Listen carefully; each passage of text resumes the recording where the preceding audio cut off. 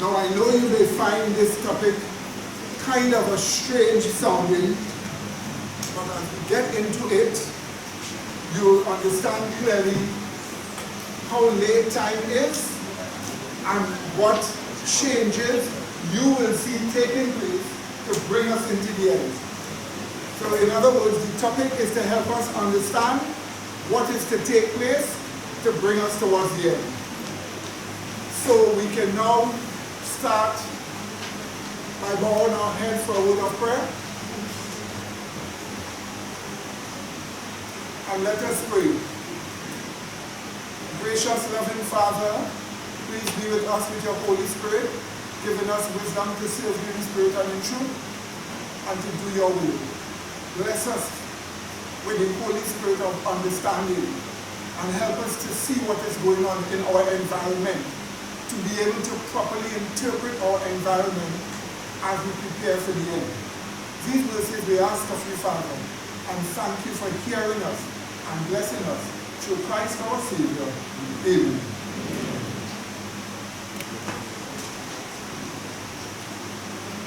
Okay, my dear brethren, what we want to talk about is the kind of papacy that is needed to be exalted. If the United States is to make people worship the papacy by law, it will be a kind of papacy that America can stomach to do so with. We want to look in the Bible and see what it is all about. This today is an investigation into the papal office of Pope Francis. We want to look and see what Pope Francis has been doing. And we want to investigate it by looking at video footage as proof, so that nobody will say, well, look, you say. But we want you to see clear evidences, shocking evidences as to what Pope Francis has been doing. We want to start with Donald Trump and Pope Francis.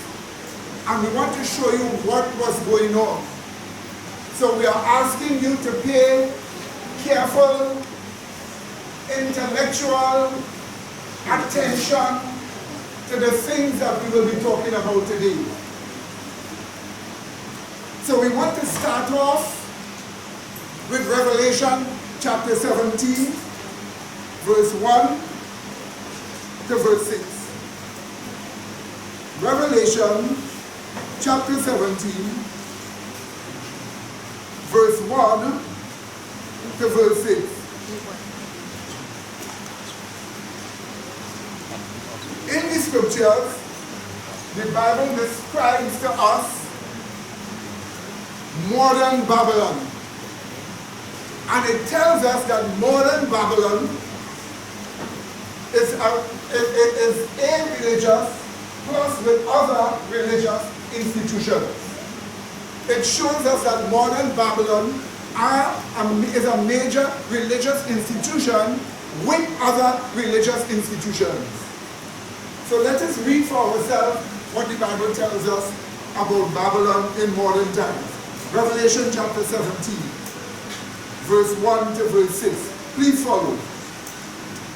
And there came one of the seven angels, which had the seven vials, and talked with me, saying unto me, Come hither, and I will show unto thee the judgment of the great oak that sitteth upon what?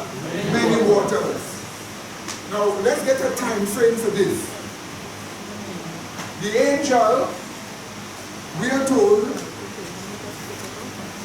there are seven angels that will have the seven last plagues. We are told one of the angels that have one of the vials with the plague, come and tells John, I will show you the judgment of the great whore. Notice this. So in other words, this great whore is to be judged in the future. So if the angel tells us about a judgment that is to take place on this great war that is to be judged in the future, all we have to do is to find out the name of this war, and we will know what time she exists. She exists in the time of the judgment. If her name is Babylon, then it is dealing with modern Babylon. What do you say? Amen. One that exists in the future or now, that is to be judged. Okay? So let's go back and read again from verse 1.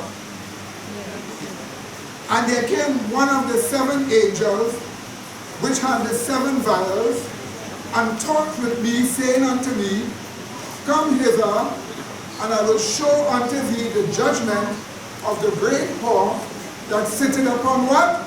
Many waters, a symbol of people, with whom the kings of the earth have committed fornication, and the inhabitants of the earth have been made drunk with the wine of her what? Fornication. So he carried me away. So he carried me away in the spirit into the wilderness, and I saw a woman sit upon a scarlet-colored beast, full of names of blasphemy, having 7 heads and 10 horns. So in other words, John was brought to see a horrible sight. He saw a beast scarlet-colored. It had 7 heads, 10 horns. All over the body was written up blasphemous names. But he also saw a woman sit on that beast. Let's see what he says about the woman who sat on that beast. Let's read. It continues. Verse 4. And the woman was arrayed in purple and in scarlet color, and decked with gold and precious stones and pearls, having a golden cup in her hand, full of abominations and filthiness of her fornication. And upon her forehead was a name written. And what is the name? Mystery. What else? Babylon the Great, the what? Mother of harlots and what? Abominations of the earth. And I saw the woman drunken with the blood of the saints and with the blood of the martyrs of Jesus. And when I saw her, I marveled with a great marvel, or wonder with great wonderment. In other words, what we are seeing here, this modern Babylon, this modern institution, the name is what? Babylon. So this Babylon is the Babylon that exists just before the judgment. And it is a religious institution, but since she's the mother of what?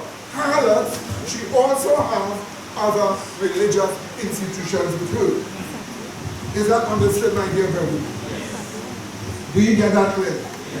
So we are looking at a Babylon here that is modern Babylon. And this modern Babylon, the Bible describes her moral state. Let's look at the first chart.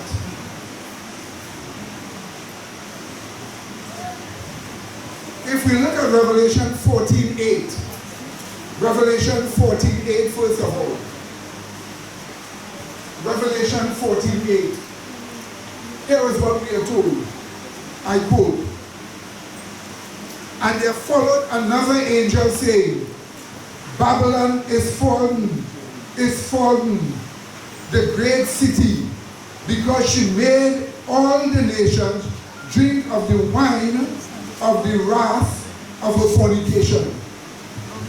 Now here is this phrase, wine of the wrath of her fornication. Her fornication produces a rat, and that rat pushes a wine. So it comes like the person has a relationship that is wrong. They have a wine from the relationship, and in anger they are forcing you to drink this wine. This is telling us of a religious institution that had a relationship with the state, and through this relationship with the state, used force to get people to drink false doctrines. Today in the 21st century, We just live in ease and not understand that over 100 years ago, this organization was enforcing its teachings on all nations. And that more than 66 million people died as a result of that institution. That's why we saw that she was covered, she had the blood of the martyrs of Jesus as part of her responsibility. So you see, the first thing we are told is that this institution is twice fallen. Twice fallen.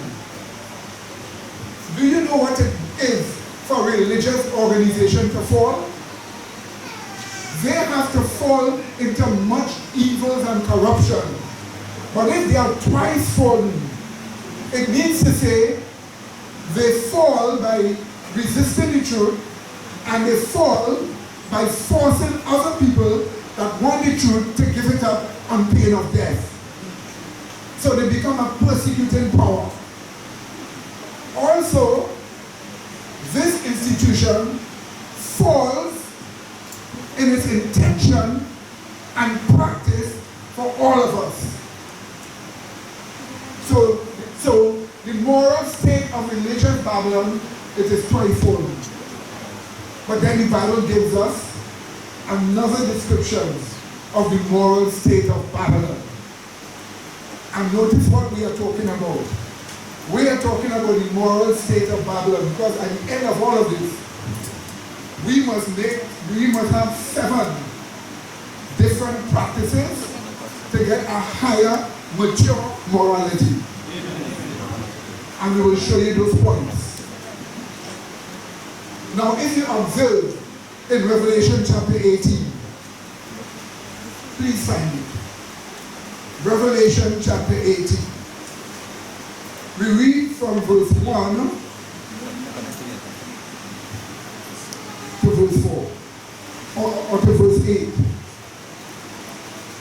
1 to verse 8. We read, "And after these things, I saw another angel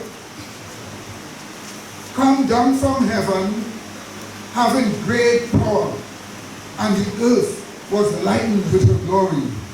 And she cried mightily with a strong voice, saying, Babylon the Great is fallen, is fallen."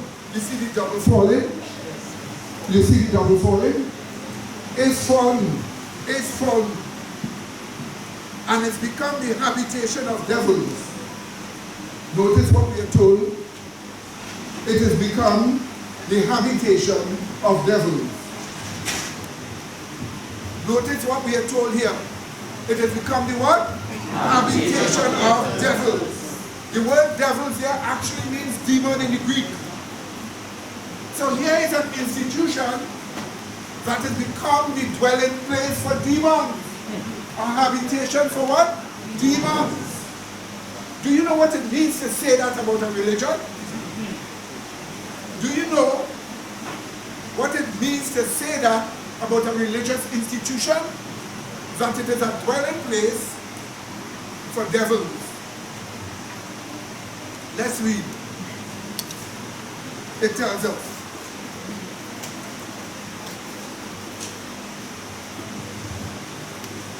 And it's become a habitation of devils and a hole of every foul spirit.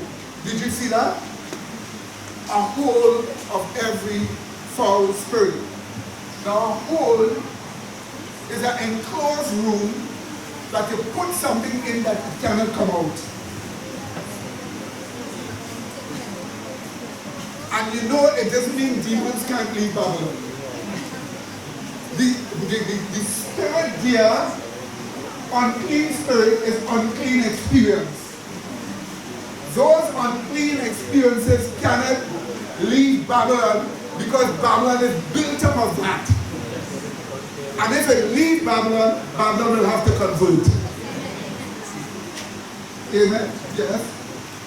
So Babylon is a whole of every unclean experience. Any unclean experience you want, you will get it in Babylon. Somebody said, no. Say if I want to be a sodomite, I can get that in Babylon? Right. Yes. Yes. So somebody say, if I want to rob a country billions, I can get that in Babylon? Of course. Yes. Of course. Okay, what if I want to praise Muslims? Can I get that in Babylon? Certainly. Every evil experience can be from where? In Babylon. That's what we are told. And if you don't, I'll show you on some video footage in a short while. But we will look at this from a rational point of view. Let's continue. It continues. It says this. Again, a whole of every impure spirit and a cage of every unclean and what? Hateful bird. In the Bible, in Jeremiah, the phrase cage of every unclean and hateful bird is used for religious leaders, evil religious leaders. God identified the evil religious leaders in the days of Judah as a cage of unclean and hateful birds. So, filled of a lot of evil what? Religious leaders. Do you get that, my dear brethren? Yes.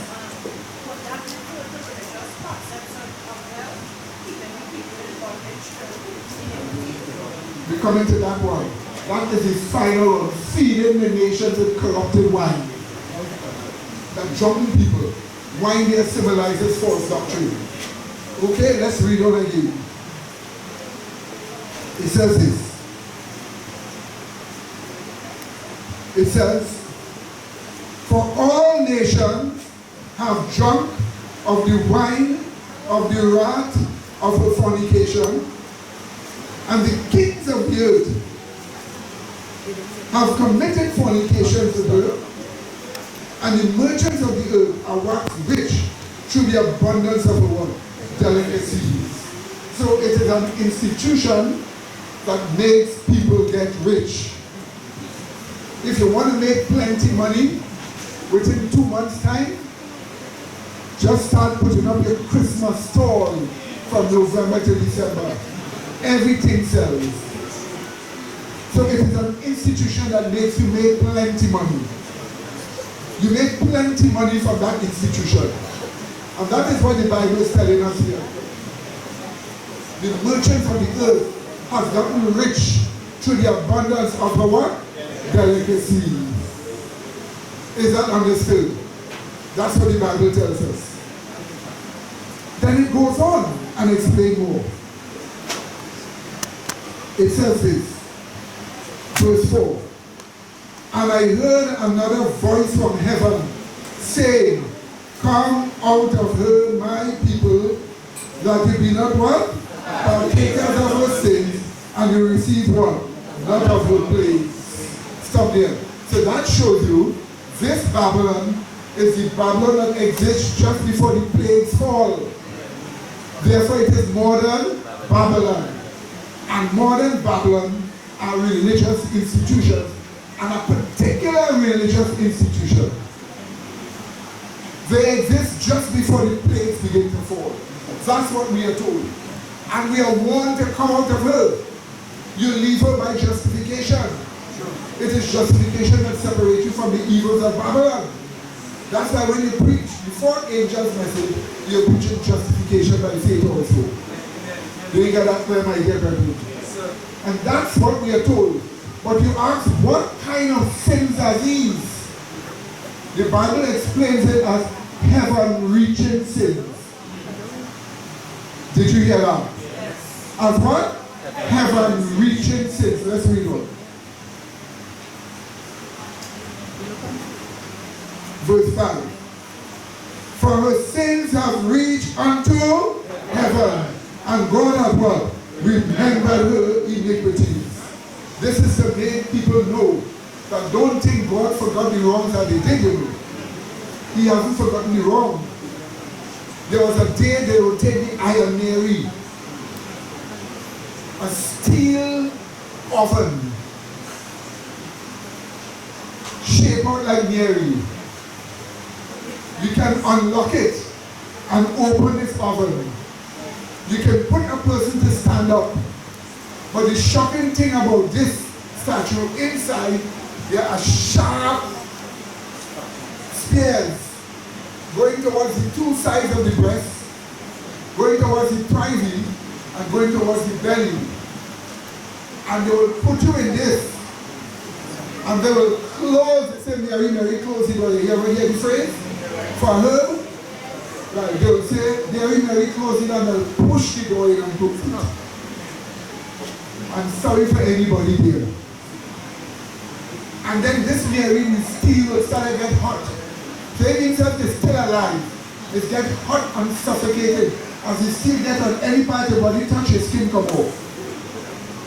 Now it may be 500 years since they did that. But what is 500 years to God? Nothing. So the Bible says, God had what? Remembered her what? Iniquity. Did you get that clear? You're surprised, huh? You said you can't believe a church will do that. But you haven't heard anything yet. There was a time they would tie your hand and your foot to a horse on one side, and your hand and your foot to another horse on the other side.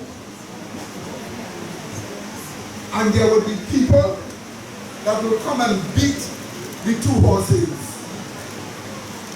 And as the two horses run off, your body from the middle will be ripped in half.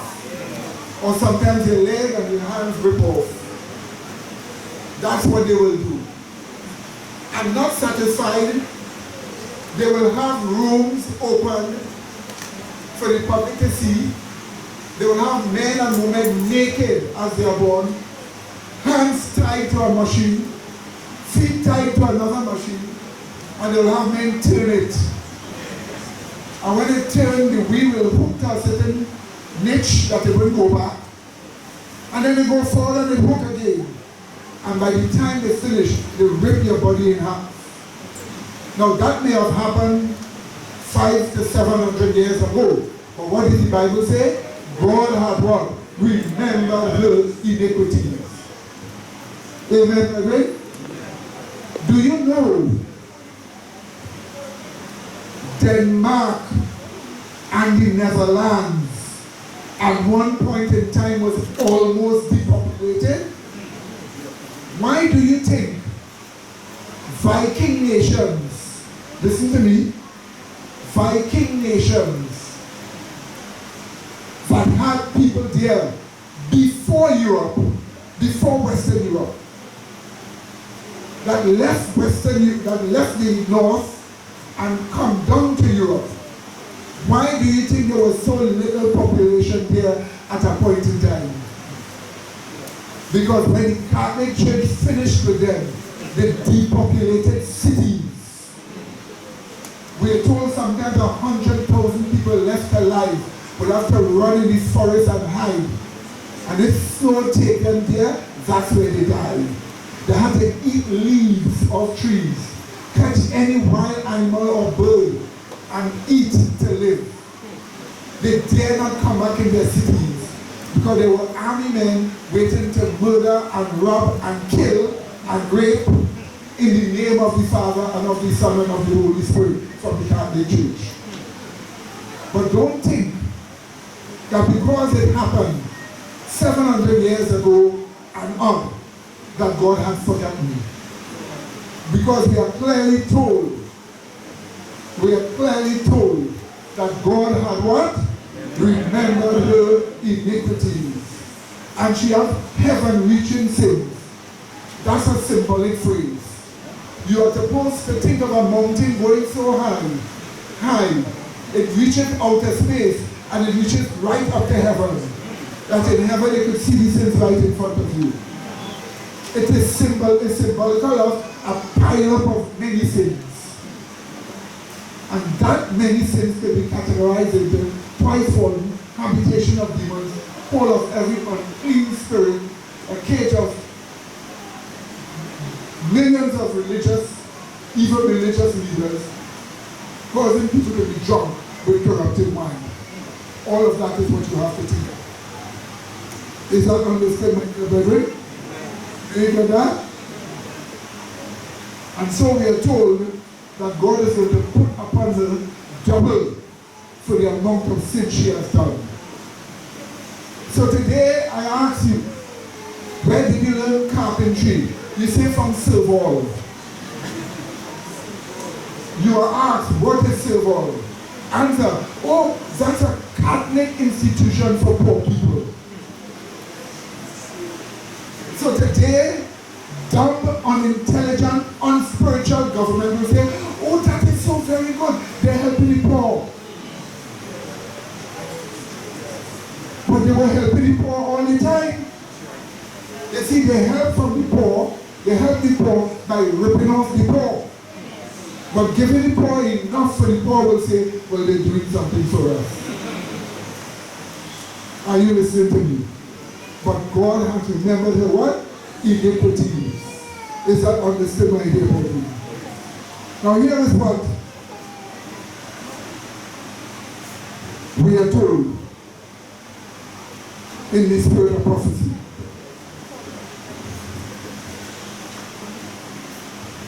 Here is what we are told in the spirit of prophecy. Next scripture, next chapter.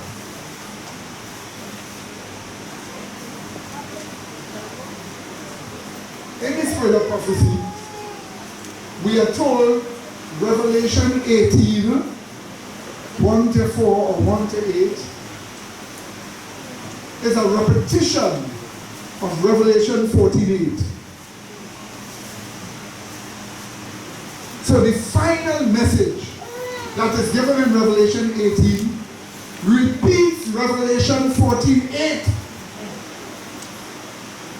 To repeat Revelation 14:8, you have to show the corruptions that took place and add the corruptions that have been taking place since that time.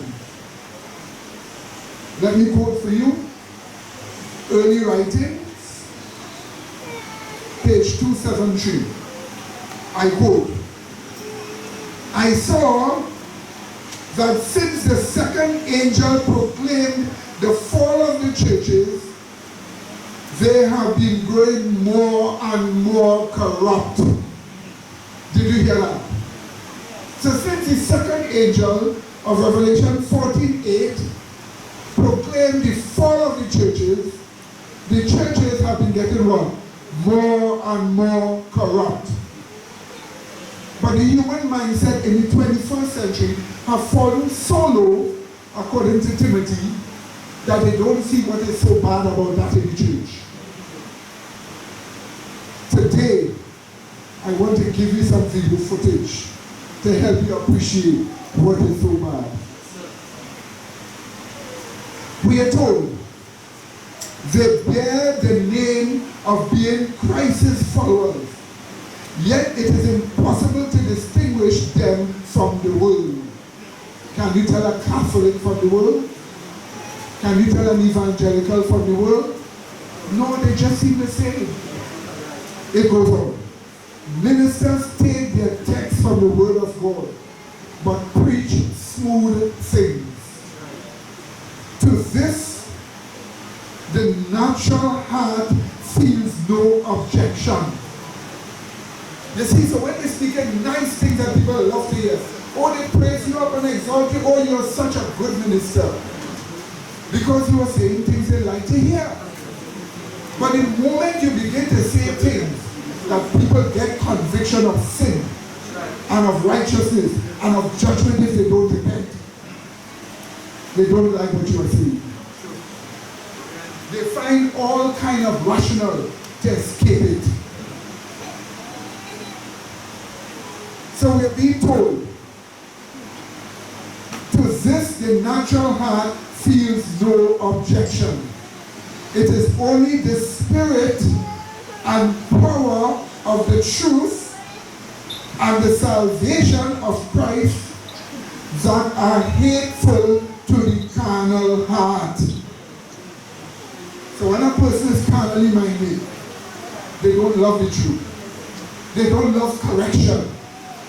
They don't like to hear you anymore because they love carnal things.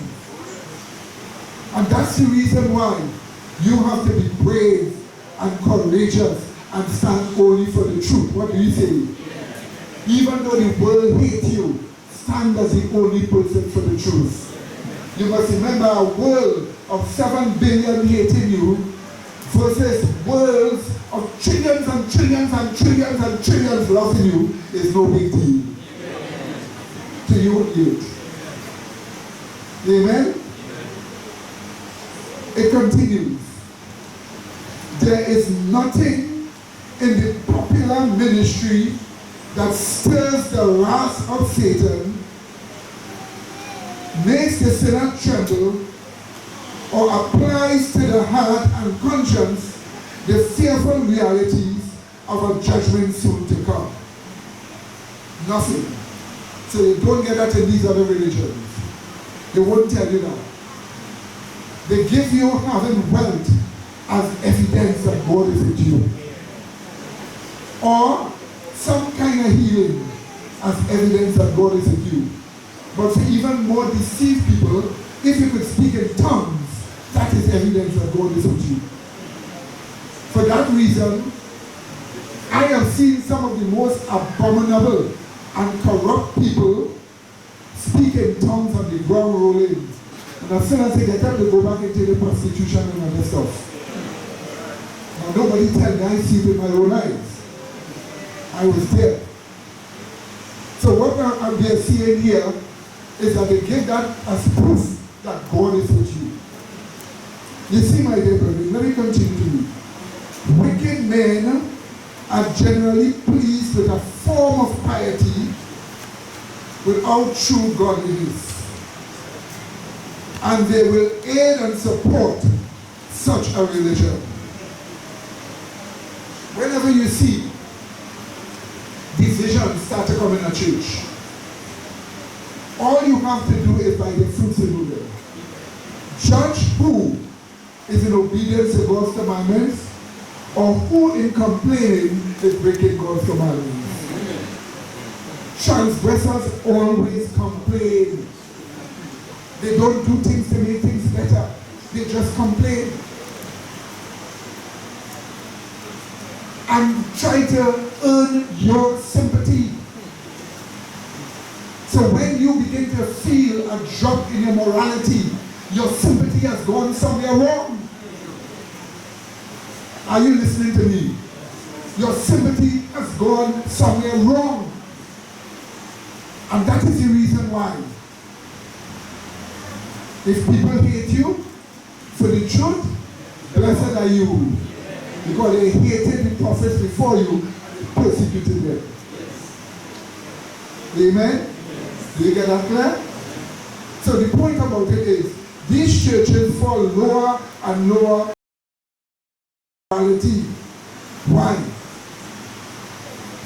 Because each sin connects to another sin. Let me explain to you. Each sin connects to other sins. And those other sins connect to others. You may not be able to trace the connection. And as you are not able to trace the connection, you cannot see how far down it will reach. Are you listening to me? You cannot see how far down it will reach. But bet you, it will reach far down. That's why you have to ask yourself the question, what do you want? You know what this church is for? People who truly want to deal with self by sacrifice. That's what this church is for.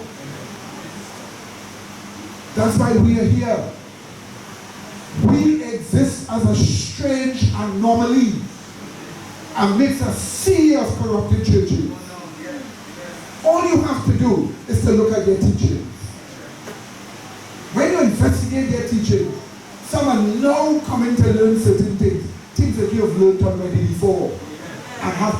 in your life, I suppose.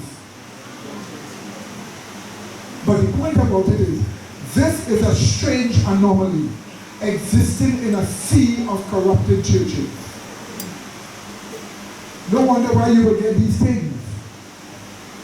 Tell me, what is wrong with a person preaching the truth? You see, some people have loyalties to everything else but the pure truth. But the pure truth. This church has reached far in this world by having the pure gospel. And later on this evening, our sister there, Sister Jason, will show you we are even sending representatives to Chicago, Illinois on Monday to deal with the issue of vaccination, where they are forcing it on people all over the world with legislation, taking away the rights and freedom. We have a representative here going. St. Vincent and the Grenadines have a representative going from Tuesday there, from Third. They are going to meet all the top people that are fighting it, including Robert Kennedy Jr. from the Kennedy family.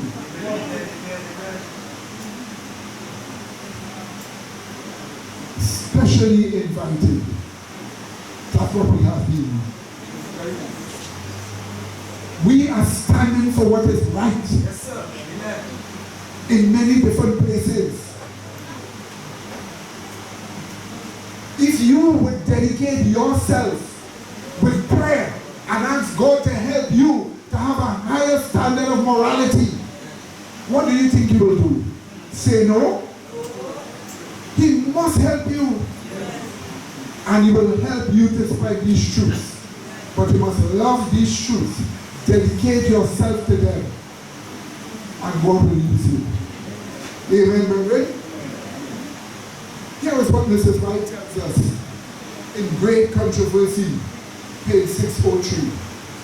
I quote, This scripture, Revelation 18, 1-4, she tells us, points forward to a time when the announcement of the fall of Babylon as made by the second angel of Revelation 14 verse 8 is to be repeated with the additional mention of the corruptions which have been entering the various organizations that constitute Babylon since the message was first given in the summer of 1844. A terrible condition of the religious world is here described. With every rejection of truth, the minds of the people will become darker and their hearts more stubborn until they are entrenched in an infidel Hollywood. Difficult to get them to change. But what are we being told here? That is the reason why I always beg of you, as I watch my own self every time, every day, every week, make sure your mind does not become hard to truth. Make sure your mind does not become hard to correction. You may not like the correction. You may not like the correction. But once you recognize that they are not telling you to sin, once the correction is not telling you to sin, what are you to do? Harden not your heart. Today when you what? What does the scripture say? That's why it is a work to make sure your mind remains soft to the convictions of the Holy Spirit. You didn't hear me. You need to make sure your mind remains what? Soft to the conviction of the Holy Spirit. Don't be proud. feel proud about that. There's nothing big about that. The first problem was the devil. What, you want to be like him? You're not too old to be soft in conviction. Because if you become very old and your mind is soft, it's a lovely thing. Are you listening? It's a much better, lovely thing. And this is the reason why the church has gotten worse and worse. Revelation 14:8 is repeated as Revelation 18:1 to 8. And it is also mixed with Revelation 14:9 to 12, the third angel's message. Did you see that? What do these messages tell us as one? The terrible fall of what? Babylon. What does it tell us? A call to come out of her by? Because justification brings the change. Did you see that, my dear brethren? Did you see that? We have some videos to look at here. But let's look at the next shot.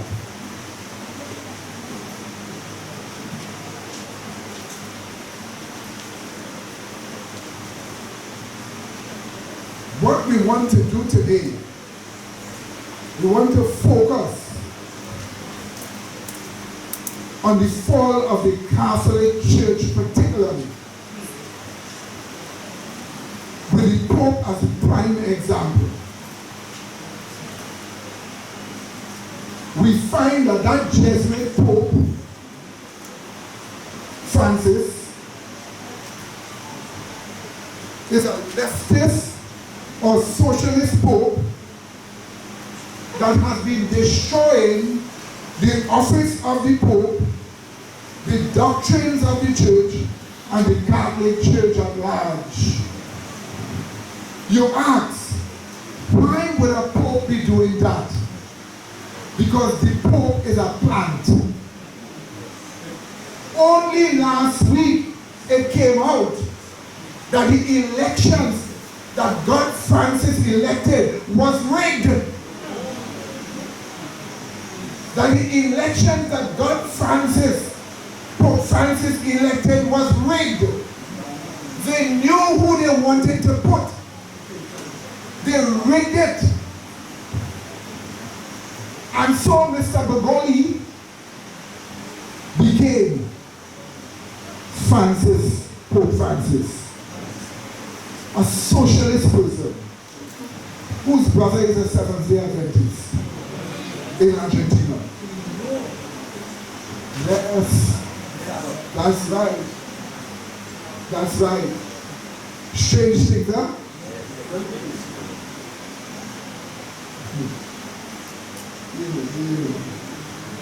You see, my dear brother, the behavior of this socialist Pope Francis. You have been destroying the office of the Pope. We will give you evidence to this. You have been destroying the doctrines of the Catholic Church.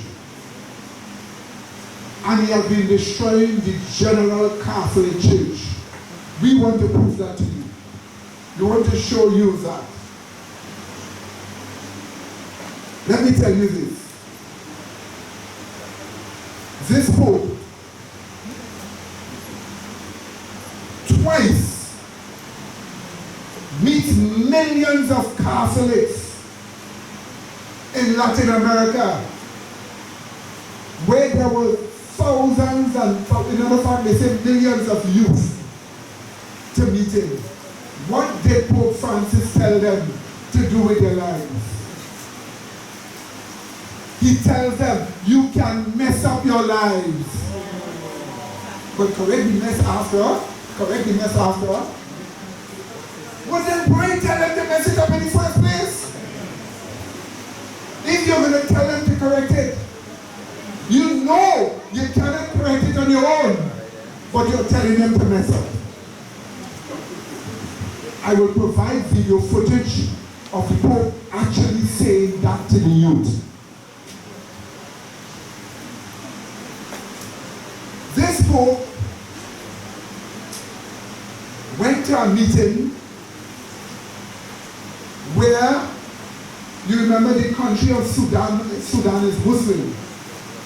But South Sudan has been a Christian part of the country. Eventually there was a breakup between the two countries. So now we have Sudan and then we have South Sudan. In South Sudan, the leaders there begin to fight for power and begin to shoot and kill and shoot and kill.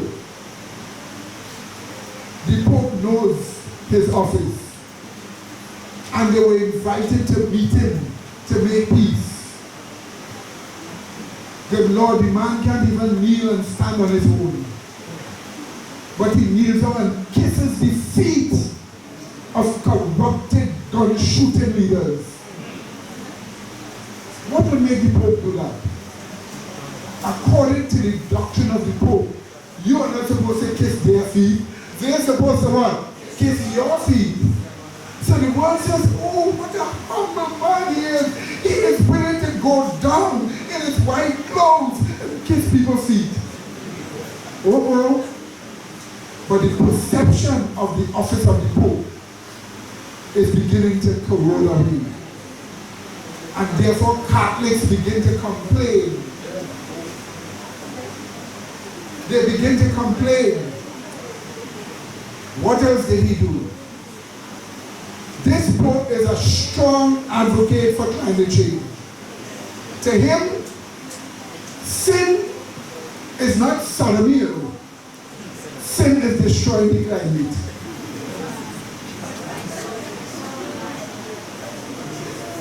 Every heat people feel, every snow they come, is global warming, climate change. But they have a doctrine for climate change. When you see the government, maybe the Prime Minister, or maybe the Minister of Works or the Environmental Minister, telling you, well, climate change has caused that and that. You ask them, when you say climate change, what you see? They say, well, the climate change. And as the climate change, this causes that. Ask them, what caused it to change?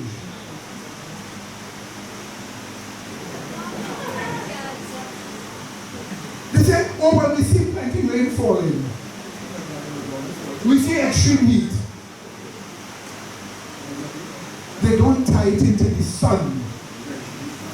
But scientists call it grand solar minimum, where the sun has influenced the whole climate of the earth. But they tell you climate change by carbon emissions. That's what they tell you. Climate change by what?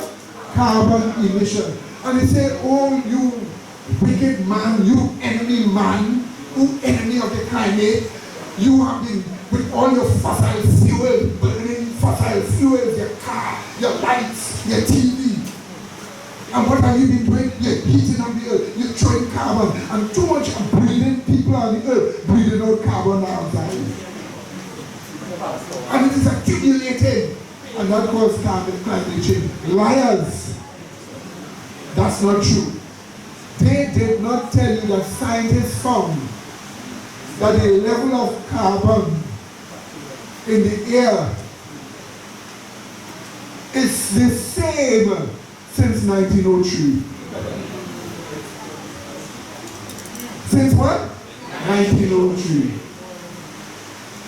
Oh, so since the level of carbon is the same since 1903, by 2019 it's still the same. It cannot be what is causing those things.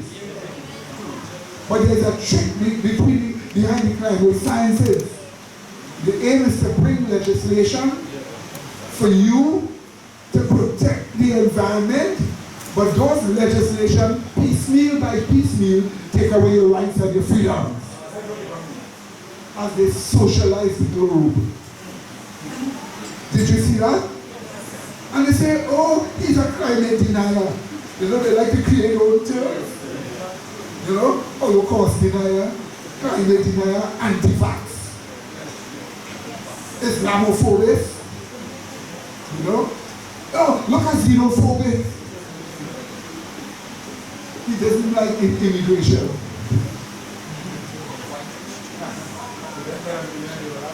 Look at far right extremist man, because he likes his nation Sweden and and wants to see the culture of Sweden survive. So call him far right. So a person thinks nothing could be good about far right. Oh, this one is left. But if he is far left, he is bad but not so bad. So then embrace the left. So come say, come and say, I am centrist. I am neither leftist nor rightist. Good Lord, what are you? And they fool our minds with political labels like this. You see?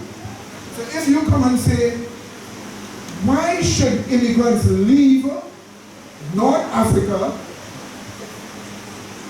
not go to Saudi Arabia with the religion of Islam that they love, but come to France, have no place to live, and have to stay and live on the streets. Fill the streets with defecation and urine. So that if you go to France now, taxi drivers know where to carry you. So you can still see the place looking nice. Now that is a factor, I'm not guessing that. When you go to France as a tourist, taxi drivers have to know where to carry you, which streets to pass on. Because right out there might be a dump. So if you say that is wrong, they say, hate speech from a far right. Take it off Facebook. Take it off Google. You can't even get access to MasterCard in the bank now. So they want to cause you not to be able to buy or sell because of that. Oh, you hateful person. You don't like people. You are anti-race. You are an anti-person. You're a racist. You're far right. If I'm far right at this pulpit here, I have to go real far to shake and sister down. Far right. And if I go far left, I'm still shaking up others and good easy. When you go still free, nothing. But you have a pope who advocates climate change with a vengeance. He also taught that atheists go to heaven. He said the atheist is a good person. Who? Why would God deny him heaven? So some little boy came and talked to the Pope and said, Pope Francis, my father was not a Christian. And he died. Where did he go? He was an atheist. The Pope says, now son, don't think God will deny your father going to heaven. So he said even the atheists go to heaven. Yes. You're asking me if that anomaly? So the Pope greeted Muslims as real brethren. Let me tell you something. You see, Italy,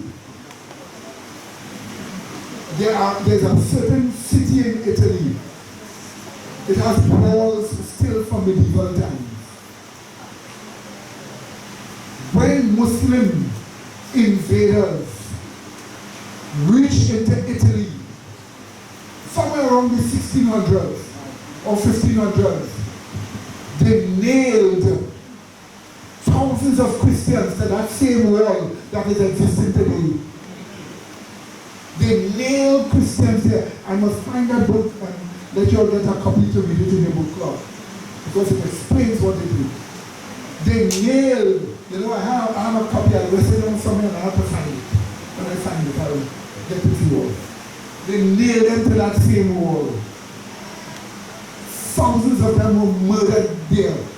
This is God has remembered their iniquities too, right? But this Pope greeted Muslims as actual brethren, not just Muslims who are trying to be nice to, but as real brethren. So much that he told Catholics in Morocco, it is not your duty to convert Muslims. Just live in peace with them. That's what he said. That's it. What kind of? That Pope has been destroying the office of the Pope and destroying the Catholic Church at large. That's why he will do those things. Because he's a plant. His election was a fraud. It was planted, yes.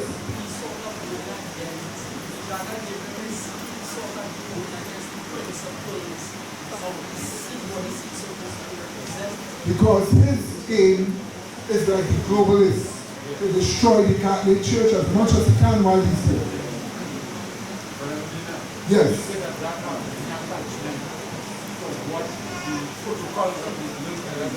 Said they will do, yes, exactly so. It's there, yes. Last month the Pope said preaching should go before doctrines.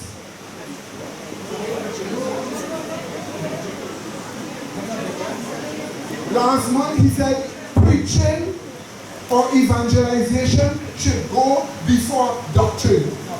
So what are you going to preach?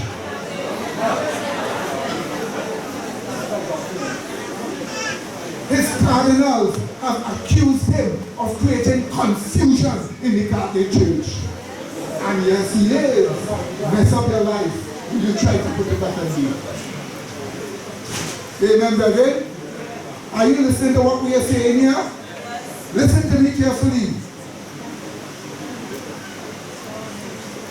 He, Pope Francis, advocated acceptance of sodomites without their repentance or change.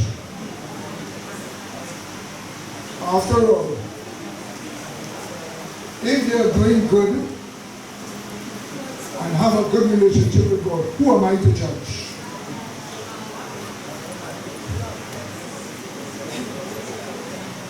This Pope gave $500,000 to migrants seeking illegally to enter into the United States. So they come at the Mexican border. They choose out people from Honduras, Nicaragua, Panama, other countries, a lot of criminals in them, a lot of ISIS in them, and they say go to the American border.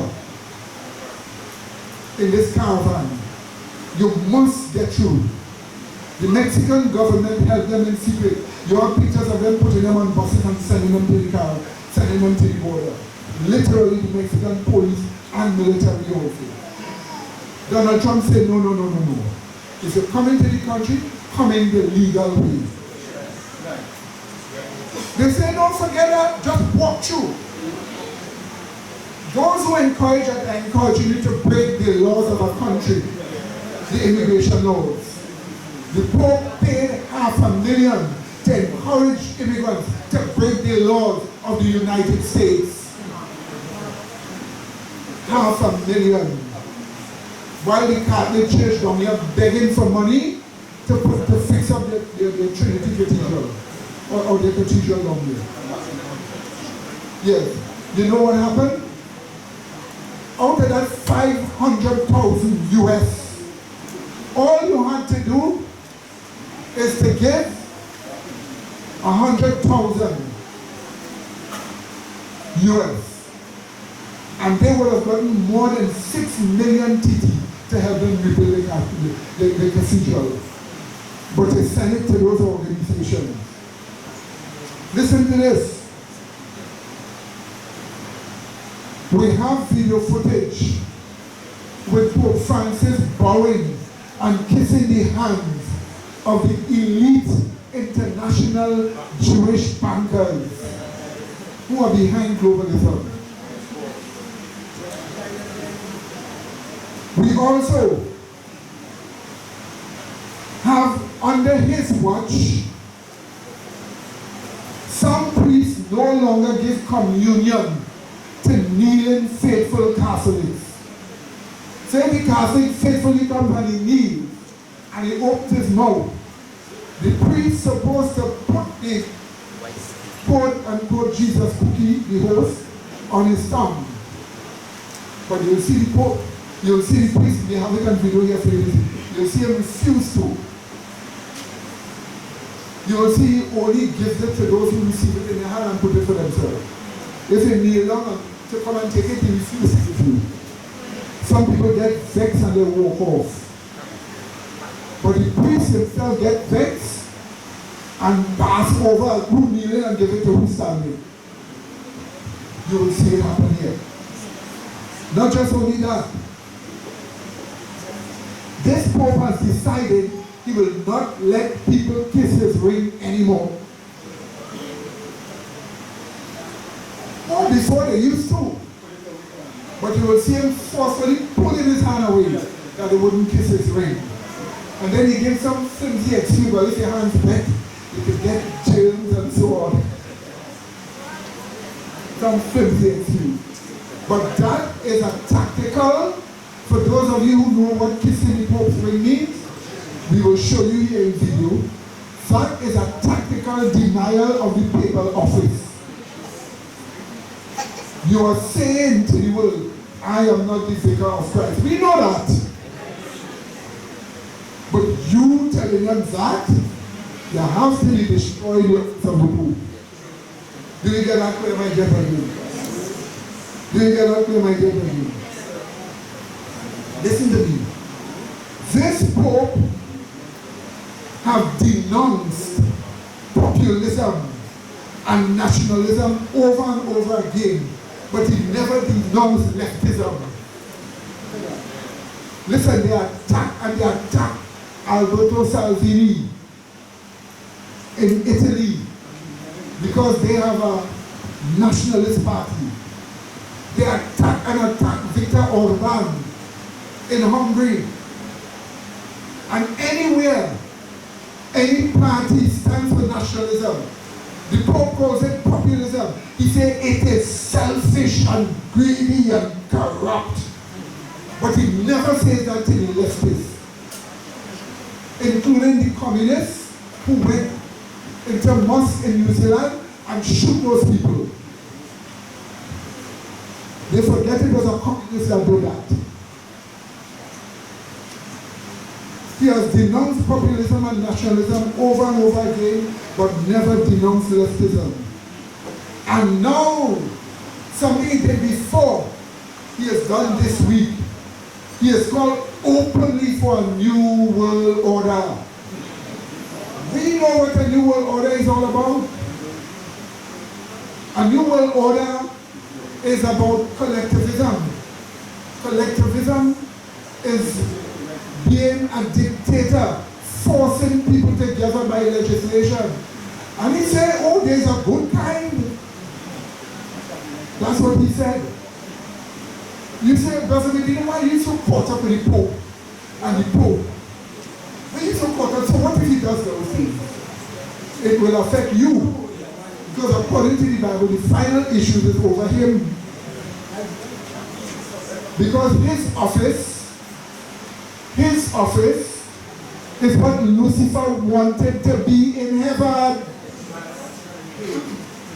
You're not hearing me. His office is what Lucifer wanted to be in heaven. His office.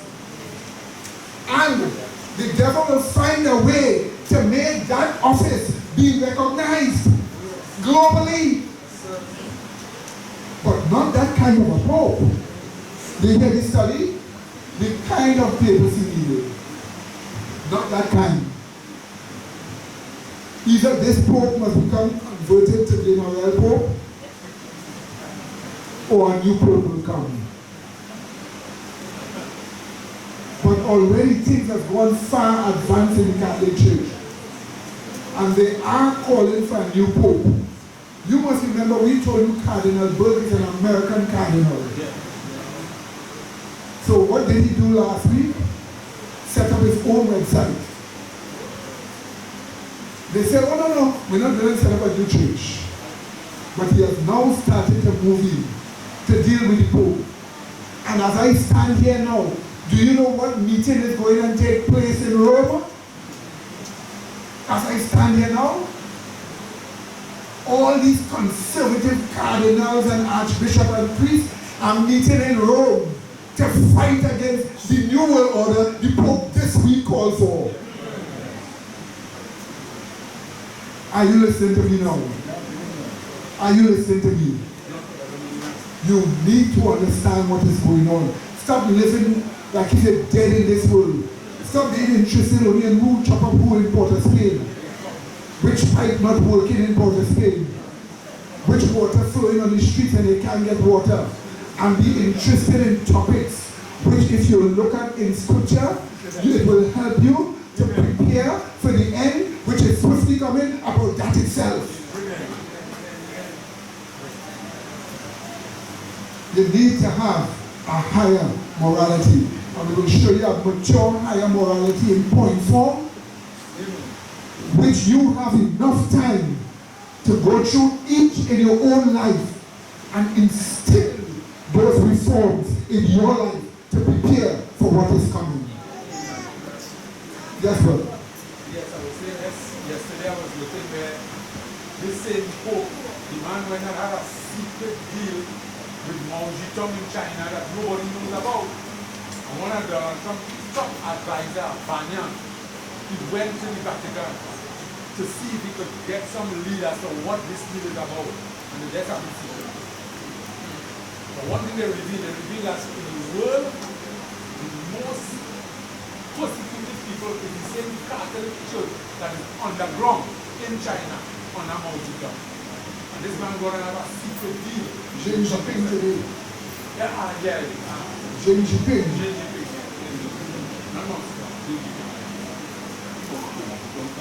Who is now using Huawei and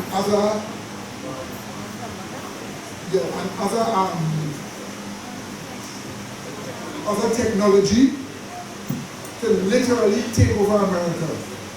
Or the Chinese always say, we are not going to interfere with a person's internal affairs. Oh yes?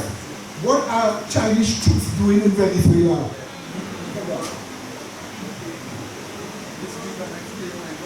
Because they have to protect trillions of dollars foolishly invested in Venezuela with the predatory lending, which would make half of Venezuela become theirs.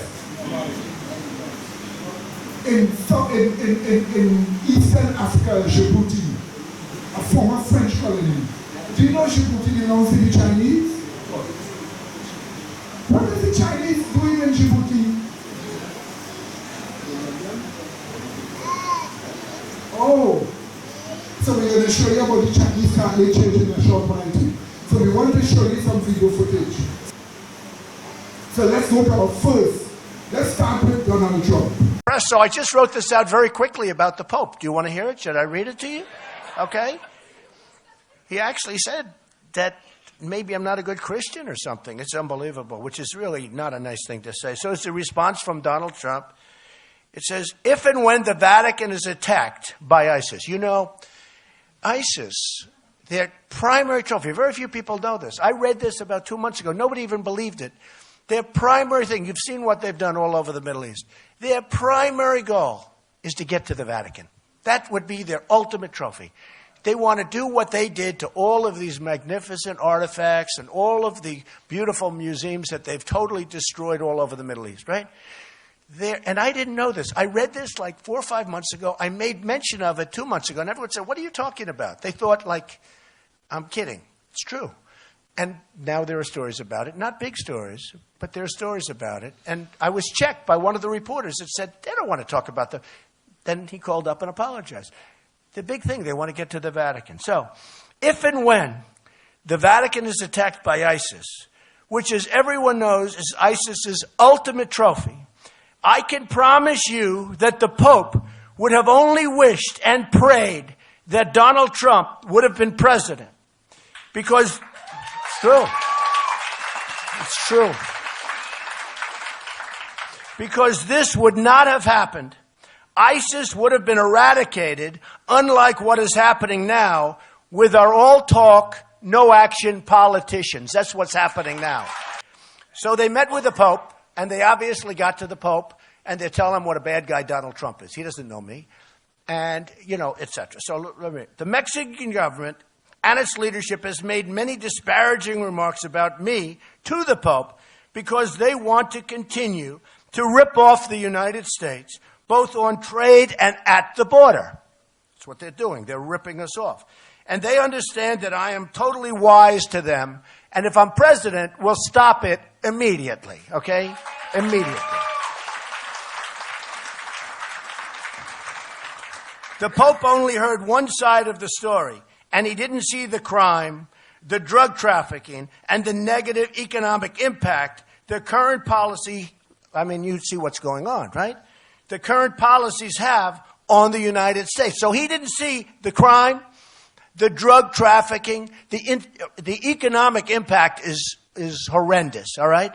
People can come into our country, folks, but they have to come in legally. They have to come in through a process. We're like an open gate. People just walk across. They walk into our country. We don't know who they are. We don't know where they've come from. And by the way, speaking of that, the migration, the people from Syria, we don't know. Are they ISIS? Are they not? They're not coming into this country, okay? They can't. He doesn't see how Mexican leadership, and he doesn't understand it, he doesn't see how Mexican leadership is outsmarting our president, and Obama and our leadership has no clue as to the negotiation or anything else. In other words, we are being so badly out-negotiated by Mexico. Mexico knows that if I win, those days are gone. We're not going to have a $58 billion trade deficit. Not going to happen. We're not going to lose Carrier, air conditioners, just moved to Mexico. You saw that. We're not going to have Nabisco move their big plants to Mexico. Not going to happen. Not going to happen. We're not going to have Ford building so big, $2.5 billion plant. And now, I've been talking about that for a year and a half. Now they're doubling down. I read the other day in the paper, they're doubling down. Ford is going in much bigger into Mexico. They took a plant from Tennessee that was going to go to Tennessee, and the plant went to Mexico instead. When are we going to get smart, folks? When are we going to get smart? Got to happen. We can't let this stuff go on because we're losing our jobs. We're losing everything. The Pope isn't being told that. The Pope is being told that Donald Trump is not a nice person, okay? Donald Trump is a very nice person, and I am a very nice person. And I'm a very good Christian because the Pope said something to the effect that maybe Donald Trump isn't Christian, okay? And he's questioning my faith. I was very surprised to see it, but I am a Christian. I'm proud of it. Okay. For a religious leader to question a person's faith is disgraceful. I'm proud to be a Christian, and as president, I will not allow Christianity to be consistently attacked and weakened, unlike what is happening now with our current president. Okay? Believe me. No leader, very important, and this has just been given out to the press 2 seconds ago. No leader, especially a religious leader, should have the right to question another man's religion or faith, especially when they feed all sorts of false information into him. They're using the Pope as a pawn, and they should be ashamed of themselves. That's the Mexican government. They should be ashamed of themselves for doing so, especially when so many lives are involved and when illegal immigration is so rampant and so dangerous and so bad for the United States. Okay, my dear brethren, that's where it starts off. It starts off with Donald Trump before election, standing up to all the intrigues. And the Pope will say he's not a Christian. But he also told the Pope, he said the Pope is not a Christian. That's what he also said. So this is where it starts off. You are supposed to be a man of God, and the Mexican government using you like a pawn. Using the office, imagine a government using the office of the Pope.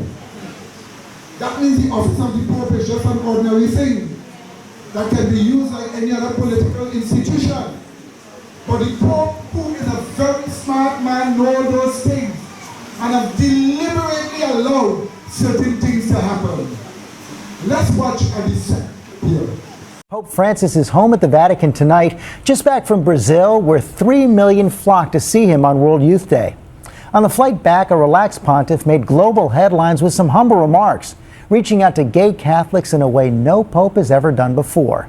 ABC's Dan Harris has the story. After being greeted like a rock star in Brazil, preaching to millions on Copacabana Beach, In nome do Pai, do Filho e do Spirito Santo. this new pope, who has gone to great lengths to project simplicity and openness, gave a remarkable press conference on the flight back to Rome. Such a striking difference from his often timid predecessor, who only took pre-selected questions from the press. Pope Francis laughing and joking with reporters, speaking off the cuff for 80 minutes. And here was the moment that is getting so much attention. Se una persona è gay, The Pope saying, quote, "If someone is gay and he searches for the Lord and has goodwill, who am I to judge?" Compare that to Pope Benedict, who called gays objectively disordered, or John Paul II, who called homosexual acts against natural law. Now, while Pope Francis's comment is making global waves tonight, cattivo. Se una persona è gay e cerca il Signore e ha buona volontà, ma chi sono io per giudicarla? The comments that the Pope made about gay priests on the plane are very significant. They don't change Catholic teaching, but they alter the atmosphere very much. It seems that there will be no longer a witch hunt to stop celibate gay men from entering seminaries, which had been the situation.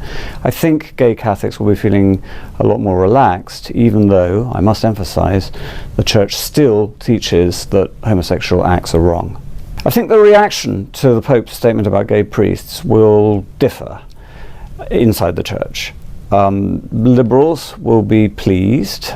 Well, up until right now, I haven't talked at all about the Pope's letter or instruction on dealing with sexual abuse of minors, which happened several days ago. And I'm glad I haven't, because Chris Ferrara of Fatima.org really hits the nail on the head, and I'm going to read several paragraphs of what he says to you.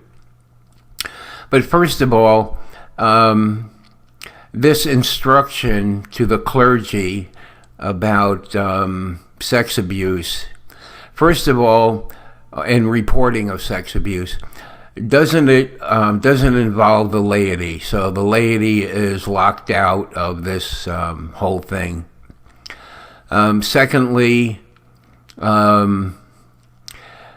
bishops that are accused of child sexual abuse are investigated by another bishop. All right, so nothing has changed there. So that's the second thing that's people are drawing attention to that being a problem. All right, now here's what he hits the nail on the head. Okay, so to sum up, VELM, which is VELM, which is the initials of the document in Latin, does absolutely nothing to address, one, consensual acts of sodomy involving clerics and their willing partners in one of the sins that cry out to heaven for retribution. Two, the production, exhibition, possession, or distribution of adult versus child pornography, or consensual adult participation in pornographic exhibitions.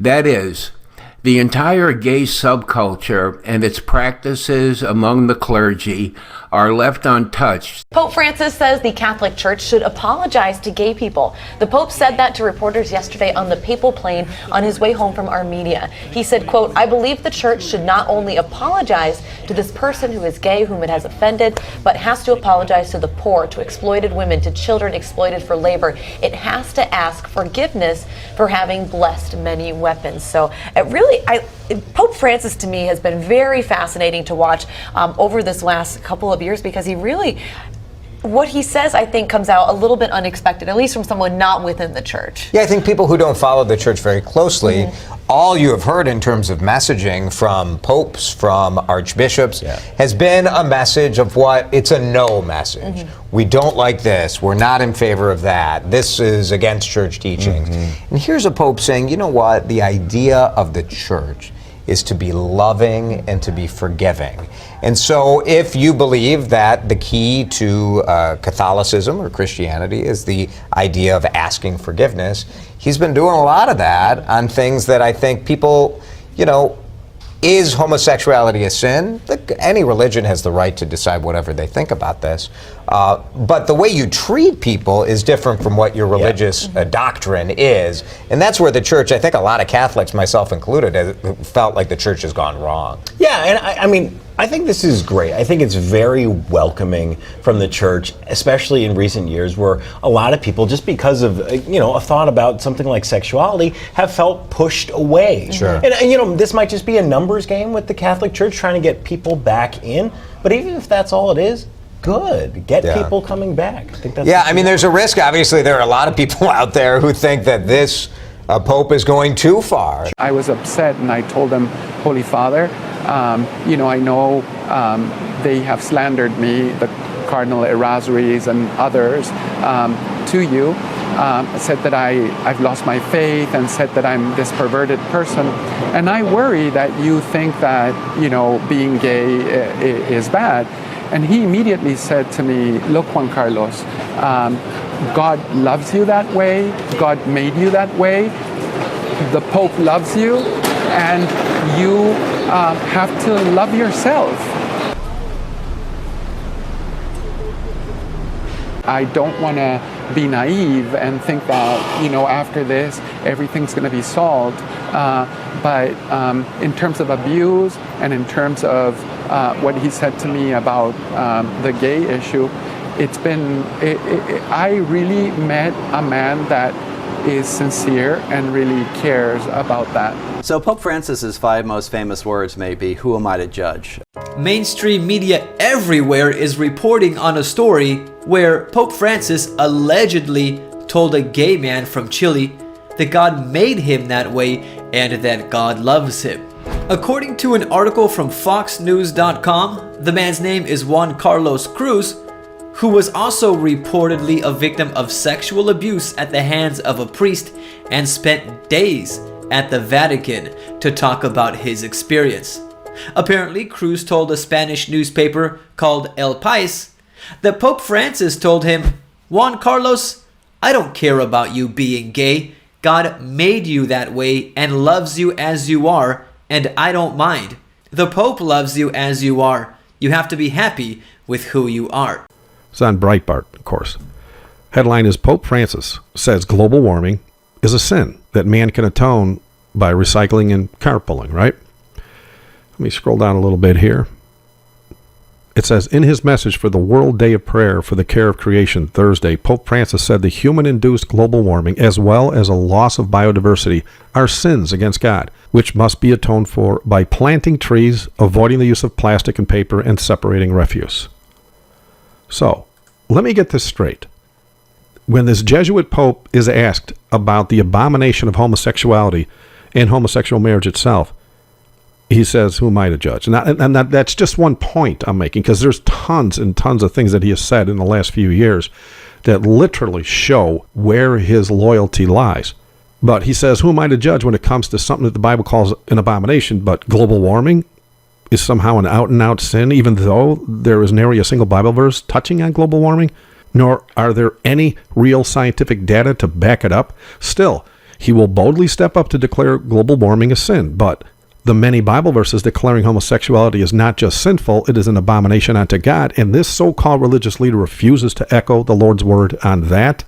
The Pope also stated, if you scroll down a little bit here, he said, for human beings to destroy the biological diversity of God's creation, to degrade the integrity of the earth by causing changes in its climate, to contaminate the earth's waters, its land, its air, and its life, these are sins, he wrote.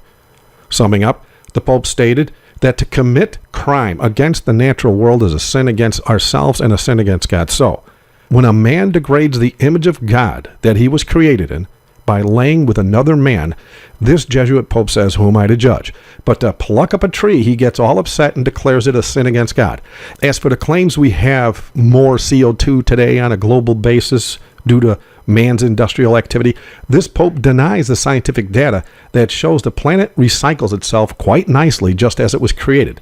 In fact, it has been published not too long ago that the CO2 levels of today are at the exact same levels of 1910, when mankind started using fossil fuels. So you see, my dear brethren, this pope has been justifying sodomy. Now this is just a few, because he recently told another, he recently made another evil outburst, I can say, that if you don't receive gays, you are not a person of God. So as far as he's concerned, he is destroying the Catholic Church at large. He's destroying the papacy. That kind of papacy cannot be exalted by apostate Protestants who will put their head on a block against somebody. So the papacy needs to change, and it will change. But right now they are going fully left, and they will turn back right, and then the end comes. Let's just look at another important thing. You need to see this. Yes.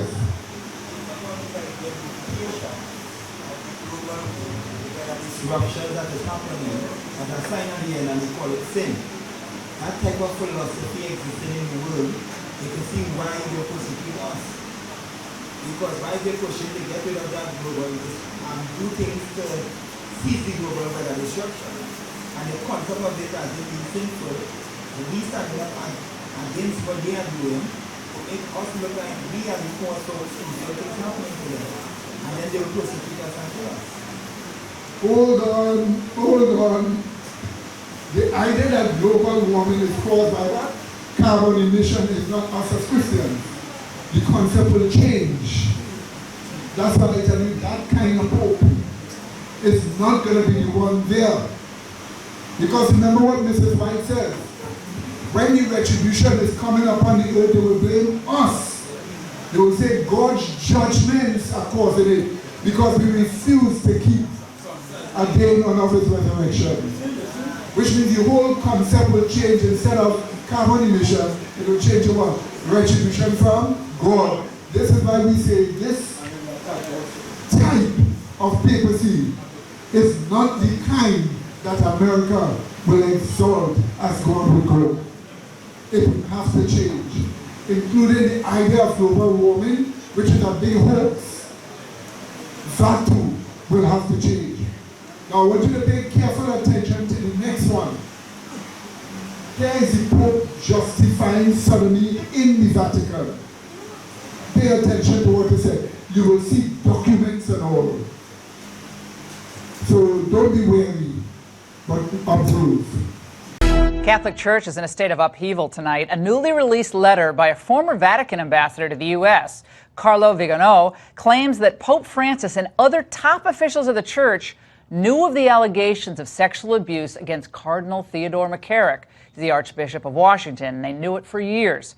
What's the real story here? For more, we're joined by Raymond Arroyo, managing editor of EWTN News, who's covered the Vatican for decades, and a Fox News contributor. Raymond, who are these? Who is the main whistleblower? Well, Archbishop Vigano, who you mentioned earlier, he was the nuncio, the ambassador to the U.S. for the Vatican here for about 5 years. He also ran all of the embassies around the world for the Vatican. Well respected. Before. Very well respected. Man of integrity, a sharpshooter, and a man who has been a whistleblower in the past. In 2011, he wrote secret letters to Pope Benedict at the time, outing corruption in the Vatican. Those were leaked and became the VatiLeaks scandal. It was his exposés, meant only for the Pope's eyes, that got worldwide attention. So why is he releasing this letter? Well, He's 77 years old. He claims he wants to unveil his conscience. He can't go to his death with the information he has, and he sees the corruption and the double dealing in the Vatican. He's exposing it. His allegation, the principal one, is that between 2009 and 2010,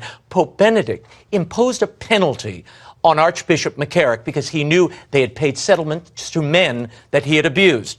He also took him out of public ministry. Now, when Pope Francis became Pope, Vigano claims he informed the Pope himself of McCarrick's misdeeds, and the Pope ignored this and restored McCarrick. That's the charge. That's the allegation, and some others are vouching for Vigano's credibility. Well, we should put up the full screen. I want people to see this. This is a full screen from the letter of Vigano. Watch this. It says, Francis knew from at least June of 23rd, 2013, that McCarrick was a serial predator. What? In an extremely dramatic moment for the Universal Church, he must acknowledge his mistakes, and in keeping with the proclaimed principle of zero tolerance, Pope Francis must be the first to set a good example for cardinals and bishops who covered up for McCarrick's abuses and resign along with all of them. He's calling for the Pope's resignation and for all of these people. This is exploding all around the world. It's this huge. is coming on that big family meeting in Ireland, which was not well attended, by the way. Here's the Pope reacting to the news on a plane returning from that family conference in Ireland. I read it, and I will say sincerely that I must say this to you and all of you who are interested. Read the document carefully and judge it for yourselves. I will not say one word on this. I think the statement speaks for itself. Well, many Catholics are saying it speaks for itself, and they feel the Pope should have done some disclaimer, said something. It looks like an evasive answer and makes the Pope look bad. In the meantime, bishops around the United States and the world, Tyler, Texas, Arizona, and the entire Conference of Catholic Bishops say these are credible charges that need full investigation. They're demanding that from Pope Francis. Could this lead to the ouster of a Pope? That's never happened Well, before. we'll see. Yeah. Look.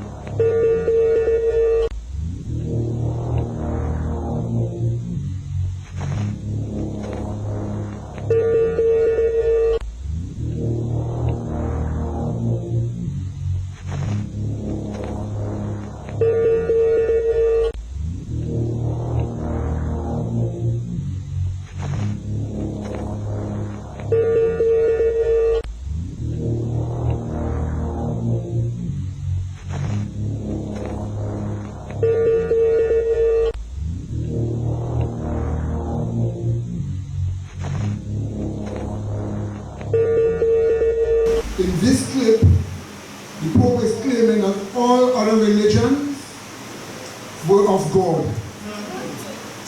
So in other words, not only the Catholic religion, but all the other religions are of God. God caused it. You see, he has been destroying the influence of the Catholic Church all over the world. There were two Adventists that had a big debate in the United States. Sad to say, some of them took the wrong side. But we have an Adventist preacher who has a program called Secrets Unveiled. That gentleman explained to Adventists that this Pope is not the kind of Pope the Bible speaks about with regards to Sunday law, but that this Pope is a socialist Pope. He likes the left, and he's destroying the Catholic Church. Something we knew before. And then there's another one of those ministries that went publicly and attacked Secrets Unsealed and said everything is from the Catholic Church. So they will blame the communists from the Catholic Church. Islam was started by the Catholic Church. Every wrong thing was started by the Catholic Church. The international bankers were started by the Catholic Church. That kind, of course, they were wrong. But here, we are showing you that you have to understand the Pope now is destroying the office of the Pope, the doctrines of the Catholic Church, and the Catholic Church at large. Observe this horrible, to the Catholic Church that is, statement that are made in this clip. Quote, Pope Francis, "Freedom is a right of every person. Each individual enjoys the freedom of belief, thought, expression, and action. I'm going to pause there. I don't really agree with that. But moving along, right? Here's the money quote right here. The pluralism and diversity of religions, color, sex, race, and language are willed by God in his wisdom, through which he created human beings. This divine wisdom is the source from which the right to freedom of belief and the freedom to be different derives. Therefore, the fact that people are forced to adhere to a certain religion or culture must be rejected. As to the imposition of a cultural way of life that others do not accept, end quote. Initial thoughts, Tim. Well, you don't have the right to do wrong. No. Is, I think, the justification that you are using to object to him, just like Lincoln said, right? So you don't have the right to do whatever you want, which it sounds like he's saying. Right. Since the 80s, the Catholic pontiffs have been expressing by word and by deed that Islam and Judaism, especially those two, are basically on par with Catholicism, same with Protestants. Right. We saw the Assisi meeting with John Paul I, the Assisi meeting 2 with John Paul. Did I say John Paul I? No, you said Assisi 1, 2, with John Paul then II. they do a 3. And then Benedict did Assisi 3. These are praying together, bringing in idols into Catholic churches. We have John Paul II kissing a Quran. Ugh. You know, that's it may not be a word, but that speaks just as loud as this, that a major change has happened in the theology and philosophy of Catholic pontiffs in Rome. The basic, and another example is Pope Francis washing the feet of Muslims in the Maundy Thursday rite, the Mandatum rite. Every Wednesday before the Pope's catechesis, some children get to travel in the Pope-mobile. They accompany Pope Francis while he greets pilgrims. This week, these were the fortunate ones. The Pope then interrupted his catechesis series on the Our Father prayer to recall why he considers his recent trip to Morocco to be important. Ma qualcuno può domandarsi, ma perché il Papa va dai musulmani e non solamente dai cattolici? Ma quello che Dio vuole è la fratellanza fra noi. E in modo speciale per questo viaggio con i nostri fratelli, figli di Abramo, come noi, i musulmani. He recalled that Catholics are not the only believers in the world. He also said that the variety of faiths should not divide. Ma perché Dio permette che ci siano tante religioni? Ma Dio ha voluto permettere questo. I teologi della scolastica dicevano la voluntas permissiva di Dio. Ha voluto permettere questa realtà. Ci sono tante religioni che alcuni nascono dalla cultura, ma sempre guardano il cielo, guardano Dio. Non dobbiamo spaventarci della differenza. Dio ha permesso questo, ma sì dobbiamo spaventarci se noi non facciamo lavori di fratellanza, di andare insieme sulla vita. Pope Francis said that during his trip he wanted to talk about the issue of migration. Morocco is the last stage for many trying to reach Europe. This is why he asked that the dignity of migrants not be disrespected, because being a migrant is not an adjective. Migrants are people. A me non piace dire migranti, a me piace più dire persone migranti. Sapete perché? Perché il migrante è un aggettivo, in cambio persone sono sostantive. Noi siamo caduti nella cultura dell'aggettivo, usiamo tanti aggettivi e dimentichiamo tante volte i sostantivi, cioè la sostanza. L'aggettivo va attaccato a un sostantivo, a una persona, cioè migrante no, una persona migrante. Così c'è rispetto. Morocco, in fact, was also the setting for the signing of a major UN Global Pact on Migration. Bishop in Chile who denied communion to at least 2 people who were asking for communion on the tongue on their knees.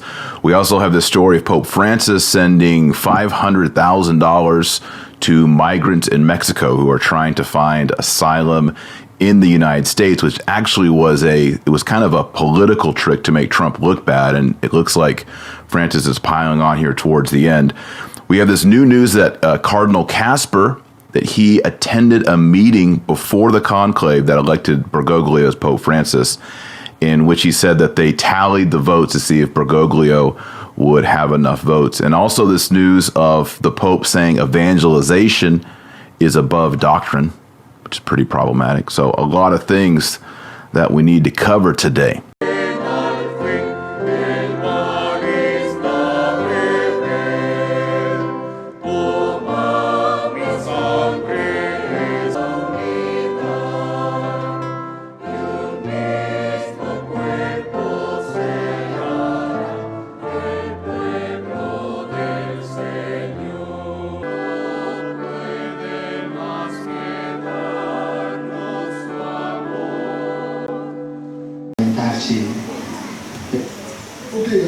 Well, this, of course, the Pope is giving excuses for so many different religions existing. It was built by God. Now we know that is not what the Catholic Church teaches. They're the only true faith. Is that not so? That's what they teach. So you see, this is a destruction of what the Catholic Church teaches going on by this Pope.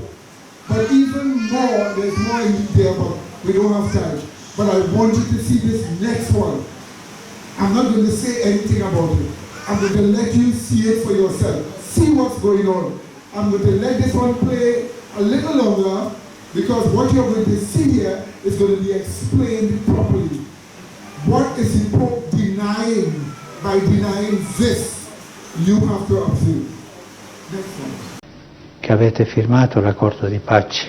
And to the 3 of you who have signed the peace agreement, vi chiedo come fratello, I ask you as a brother, rimanete nella pace. Stay in peace. A process. Che finisca bene.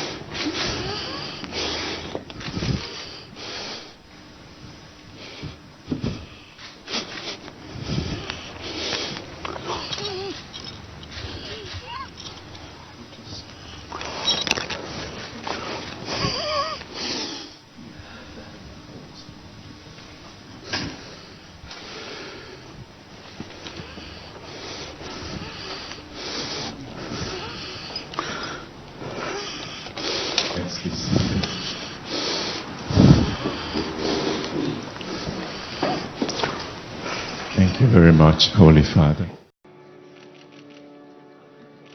So he wasn't worried about Jews.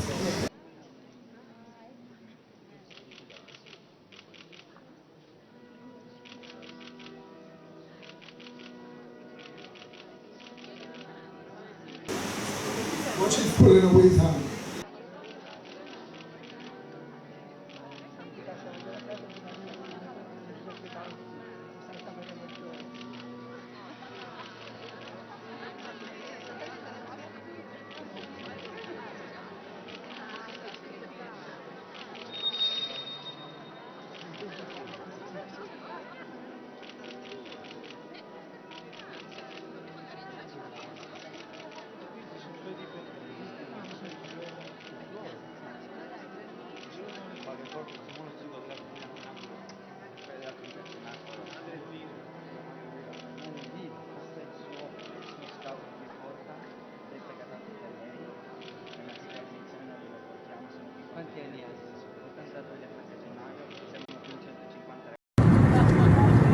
Ha provato a vendicare i fedeli di Loreto a cui non ha dato la mano.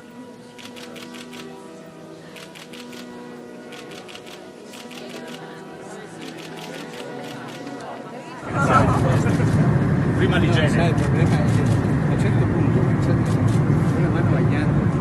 Ah, per quello troppi baciamano. Sai, se c'è che non so se e fai un contagio. È più per loro che per te. Invece la mano, invece. Il bacio la gente. Troppi. Non è una questione teologica. He's talking about hygiene, that's why he didn't let them kiss his hands. But he went and kissed the feet, he needs more hygiene than everything else. Pope Francis was recently at Loreto, where the Holy House is lodged inside of the basilica there. And on camera, he was seen pulling his hand away from all of the lay people who were attempting to kiss his ring. Let's take a look at that clip real quick. All right, there's the first one. Took his hand away. This lady comes in. Nope, she doesn't get it. This lady, nope, pulled it back. This one, no, pulled it out pretty strong. This lady, she gets closest, but nope. This guy, sorry. This lady, she comes in, even though her husband tried, she didn't go for it. Nope, sorry. Nope. Nope, pulled away. Nope. That one's really pulled away. Yeah, he kind of swats her away. Yeah, get out of here. Another one. Just no one's getting a chance. No one. They're all going for the papal ring. Okay, so what's going on here? Why are people trying to kiss the Pope's ring? Some people on social media said, yeah, I mean, it's his hand. He has the right for people not to kiss his hand. In fact, that's kind of gross. Well, this goes back to a very ancient tradition to which was attached an indulgence. And before I get into the indulgence of kissing the Pope's ring or a bishop's ring, I want to just mention the general Catholic practice, even the Eastern Orthodox have it, and that is of kissing a priest's hand. Why is that? Well, we Catholics believe that when the priest holds bread or a chalice full of wine and says, this is my body, or this is the chalice of my blood, it transubstantiates into the body, blood, soul, and divinity of Jesus Christ. That means that his hands are sacred, and we see this in the traditional rite of ordination for a priest. His hands are anointed with sacred chrism. Not a deacon, not a lay Eucharistic minister of Holy Communion, not an acolyte, just the priest. His hands are sacred. So to show our devotion to the miracle of transubstantiation, to the presence of Christ in our midst, often it is customary when you meet a priest for the first time and you go to shake his hand, he would offer it to you, or you can just very casually bring it up, very chill, and give it a little kiss on the back of the hand and then have a normal conversation. I did it this past Sunday. So this is a custom. It goes way back, and it especially relates on the Episcopal level, that is with bishops and above, not only with their hand, which is priestly, but also with the ring. We look in the Raccolta, which is the traditional manual for indulgences, and we see that kissing the ring of the Pope grants an indulgence of 300 days.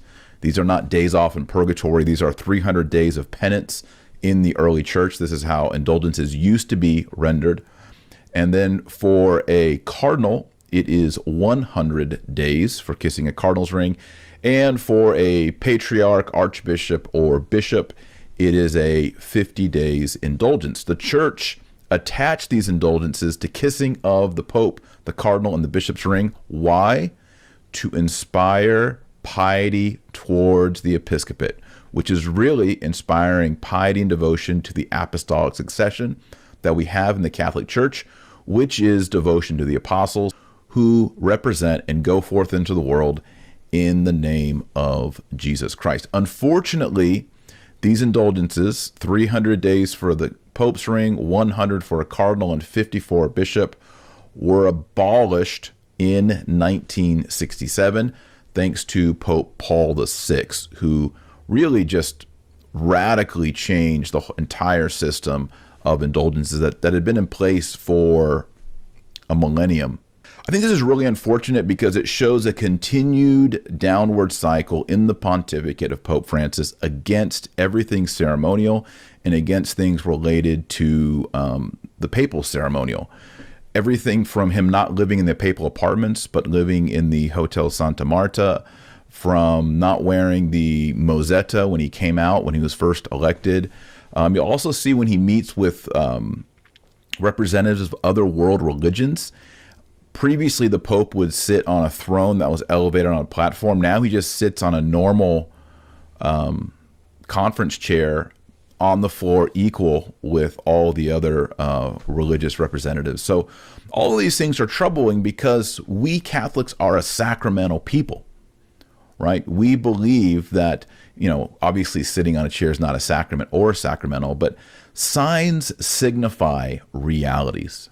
Everything from wearing the papal white cassock to bishops and popes wearing the zucchetto to the papal ring, all of these things communicate spiritual realities. And when you begin to ditch them and throw them out, it has a negative effect on people's faith, especially when they are trying to revere the ring. People have been showing this on social media and then throwing up other images. For example, here's one of a, I guess this is a gymnast on stage. He's allowed to kiss the Pope's ring. Here's another image. This is the Pope kissing the hand of a Jewish rabbi, it seems, in a synagogue. And he's allowing it. So why is the Pope allowing himself to have his ring kissed by this guy and kissing the hand of this Jewish guy? But these pious people who have traveled to Loreto to see the Pope are violently, rigorously denied kissing the ring of St. Peter. Now, the Pope's ring is especially important because it signifies not merely that he's a bishop, but that he is the successor of St. Peter. And when a pope dies, his ring is pulverized. It's crushed so that no one can use that ring in a last-minute attempt to issue a document in the name or in the legacy of that pope who has just died. So it is destroyed. There is the ring of the fisherman, which is used ceremoniously. Apparently, Pius XII, when he was coronated and crowned as pope, he did not wear it as much publicly. Pope Benedict XVI wore it all the time, and it depicts St. Peter as the fisherman, and this harkens back to the command of Jesus that the apostles, and Peter especially, should be fishers of men, that they should be evangelists. And so, it's quite suitable, it's quite normal that people would want to venerate the ring of the Pope. It's a sign of his office. It's not a personal effect. It's not like, I have a really interesting ring or a college ring or someone has a high school ring and you want to randomly come up and kiss that. This ring is a sign of his apostolic authority. Someone on Twitter said, well, it's his ring. He can tell people who can and cannot kiss it. And actually, I object to that. It's not the Pope's ring. That ring, the office, does not belong to him. He serves in it. It's not like, the president or a king can say, this is my kingship. No, one day you will die and it will go to someone else. You are merely filling the shoes. You are the vicar of Christ, and a vicar stands in for Christ, and one day you will be replaced. And in the meantime, what stays in continuity are the signs of the office, and one of those important signs is the ring. So do you get that clear, my dear brethren? Do you get that clear?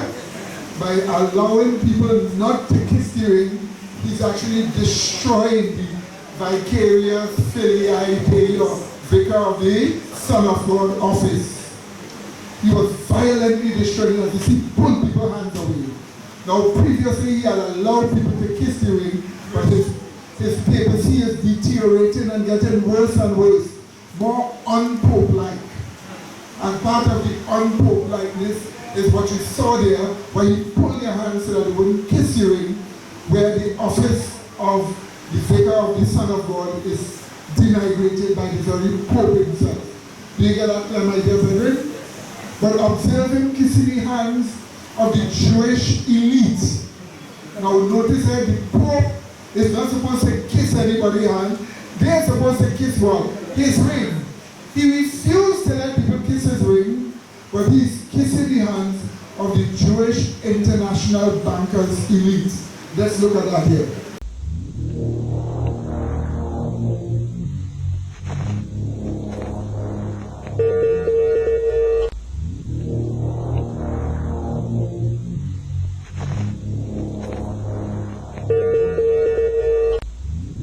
נולד בעיירה פרוז'ני היום בבלרוס. לאחר פלישת הגרמנים ב-1941 הועבר עם משפחתו לגטו, וב-1943 גורש לאושוויץ בירקנאו.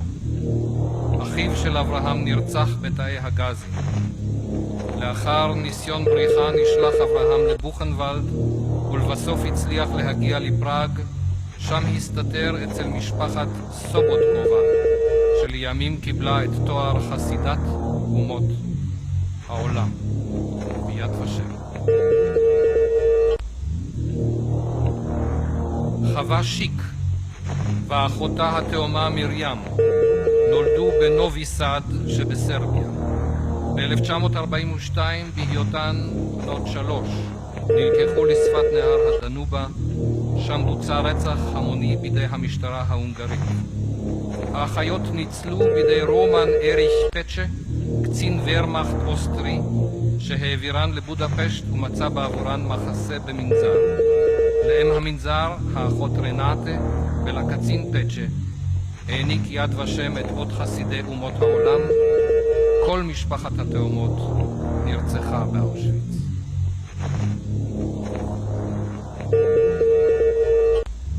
יוסף ג'ו גוטדנקר נולד בסנטיומיז' שבפולין.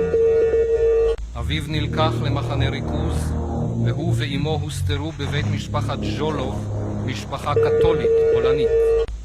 לאחר שסייעו לאימו של יוסף לברוח עם המחתרת הפולנית, גידלו בני הזוג ז'ולוב את יוסף כבנם, והוכרו אחר כך כחסידי אומות העולם על ידי יד ושם. לאחר המלחמה התאחד יוסף עם הוריו. משה העליון נולד בטסלוניקי שביוון. לאחר הכיבוש הגרמני באפריל 1943 גורש לאושוויץ בירקנאו. שם נרצחה כל משפחתו. הוא שרד באושוויץ, ובינואר 1945 נלקח לצעדת מוות. הוא היה במחנות הריכוז מאוטהאוזן, מלק ואבנזה, ושוחרר על ידי הצבא האמריקני באוסטריה. משה הוא יושב ראש ארגון ניצולי מחנות ההשמדה יוצאי יוון בישראל.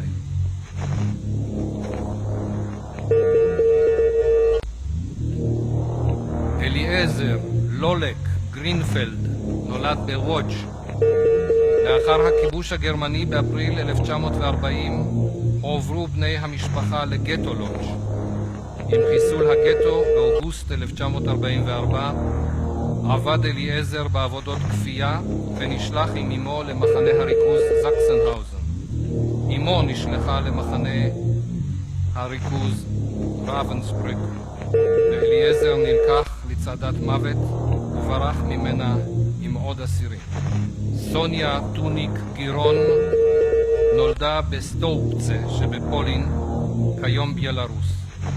לאחר פלישת הגרמנים ב-1941 גורשה עם בני משפחתה לגטו, שם עבדה וסייעה לפרנסת המשפחה.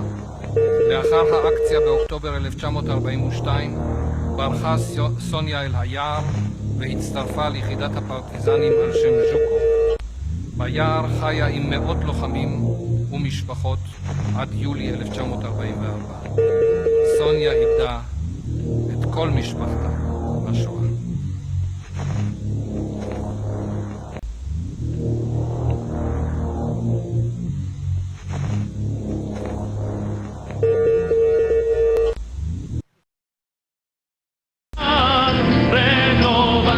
At almost every turn in Pope Francis's trip to South America, his message, the world needs to pay attention to the poor. Y crece entre los pobres a costilla de los más pobres, de los más excluidos. All leading up to this bombshell in Bolivia. La ambición desenfrenada de dinero. An unfettered pursuit of money rules. That is the dung of the devil.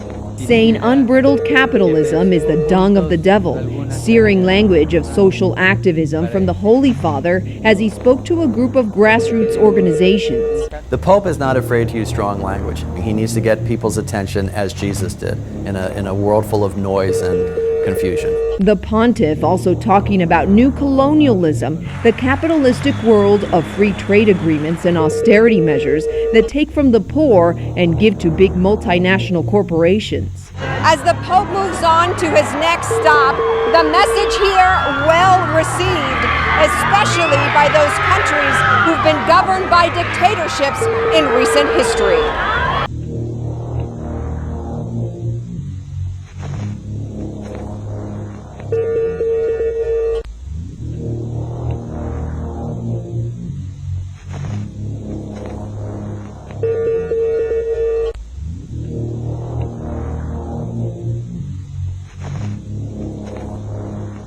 Met the Pope. That must have been pretty cool. 2 weeks ago. 2 weeks. What was your interaction with the Pope like? I went to the weekly audience, and then he asked to speak to me privately. It was an amazing moment, and I asked him if I could ask him a question, and he said yes. And I said, do you believe that an economic system that benefits the few, the wealthy, at the expense of the many, is a sin? And he said to me, "Sì," in Italian. And I said, so you believe capitalism, the kind of the capitalism we have now, is a sin? He goes, yes, it is. He said the poor must always come first. And then he grabbed my hand. He said, please pray for me. And I said, I will, and please pray for me. And he said, no, you have to make more movies. Did you see that? Always just pray for me, pray for me. So he actually told Michael Moore, the person who makes a lot of films, he actually told him capitalism is a sin. This is the Pope who has now embraced socialism. And of course, the Pope himself has embraced globalism. Oh, let's just take a look at his espousing communism. In a blistering, failing New York Times opinion piece, the outspoken former Bishop of Hong Kong declared that the agreement between the Vatican and the government of China is, quote, a major step towards the annihilation of the real church in China. Cardinal Joseph Zen asserted that this has come about because Pope Francis does not understand communism in China. The pontiff, he said, is naturally optimistic about communism, and so he is, quote, being encouraged to be optimistic about the communists in China by cynics around him who should know better. I know the church in China, I know the communists, and I know the Holy See. I'm a Chinese from Shanghai. I lived many years in the mainland and many years in Hong Kong, wrote the cardinal. Pope Francis, an Argentine, doesn't seem to understand the communists, he noted.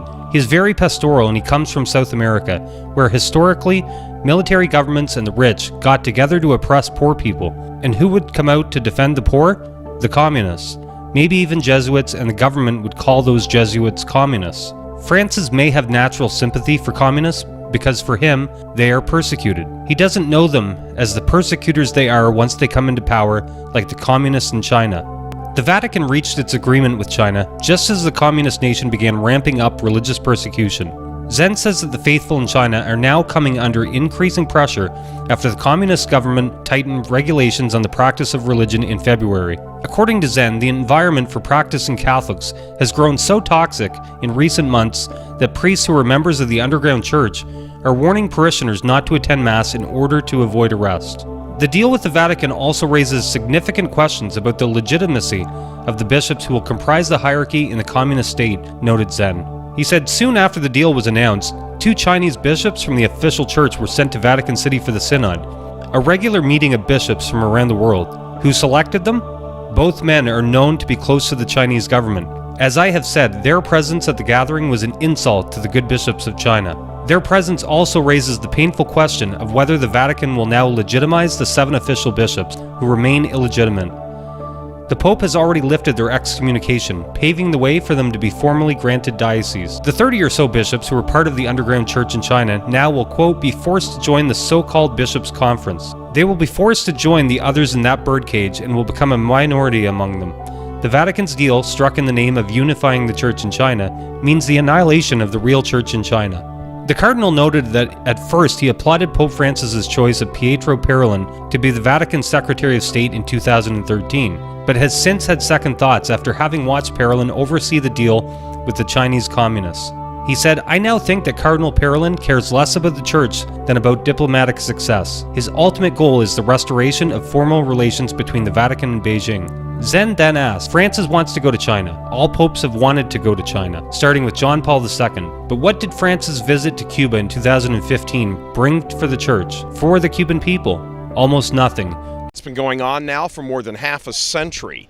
She's been so disfigured by leaders that the world no longer recognizes her holiness, her uniqueness. This must end, and the leaders, too many of them, simply do not care to bring it to an end. Many of them, as you know, are actually complicit in bringing this ruination about. Somewhere back up the line, for a variety of causes, many of them completely disengaged in the work of fighting for souls. Some were communist plants and seminaries who gained power and influence in the church and then set about to chase out good men and bring in bad men as the next generation of priests. Other men of power and influence in the church were and are Freemasons, men who hold the ideology that the Catholic Church must be destroyed in her teachings. Both of these camps have active homosexuals within their ranks. Sometimes the homosexuals are wedded to the ideological causes of the above groups.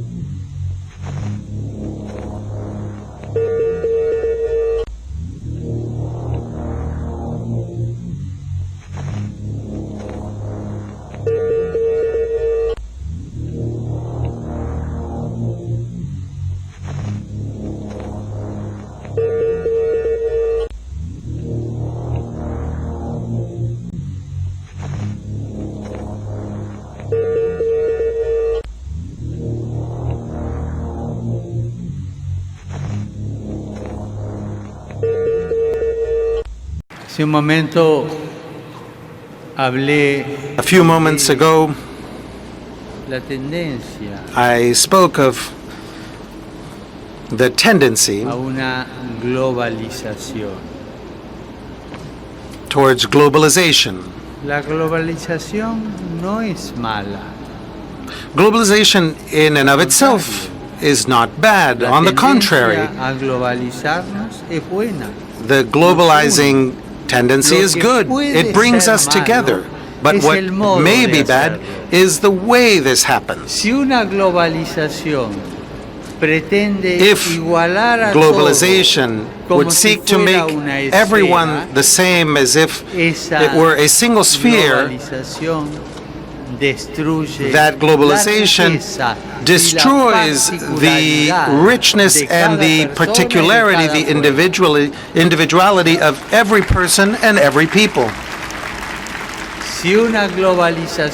If globalization seeks to bring all of us together, but to do so respecting each person,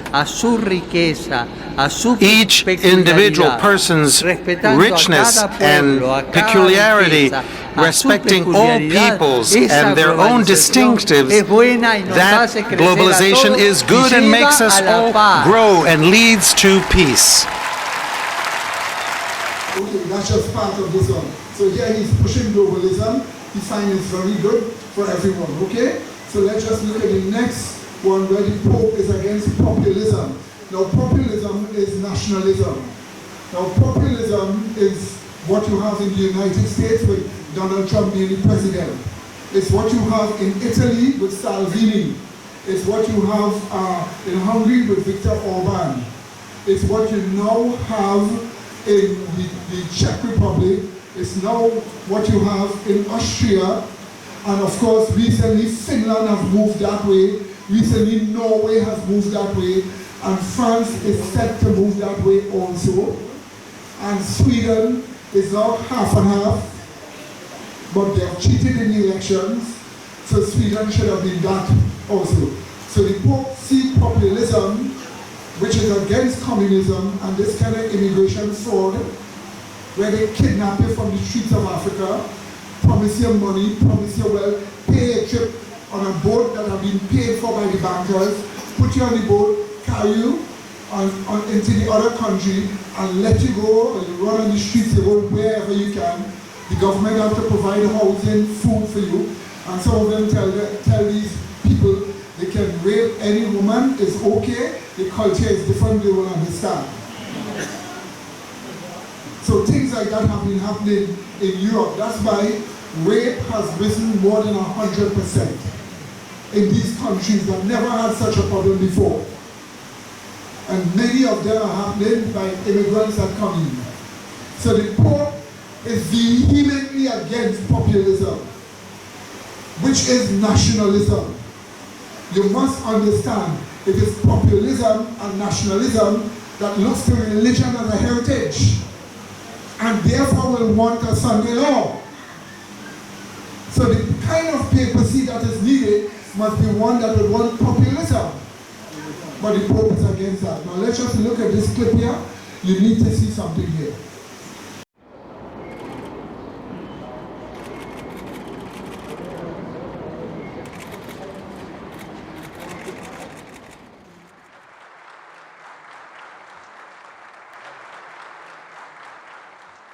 Insorgono populismi demagogici che certo non aiutano a consolidare la pace e la stabilità. Nessun incitamento violento garantirà la pace ed ogni azione unilaterale che non avvii processi costruttivi e condivisi è in realtà un regalo ai fautori. The Pope has given important tips to the West on how to respond to fundamentalist terrorism and the arrival of immigrants. Pope Francis met with all the ambassadors accredited to the Vatican for the traditional speech at the beginning of the year.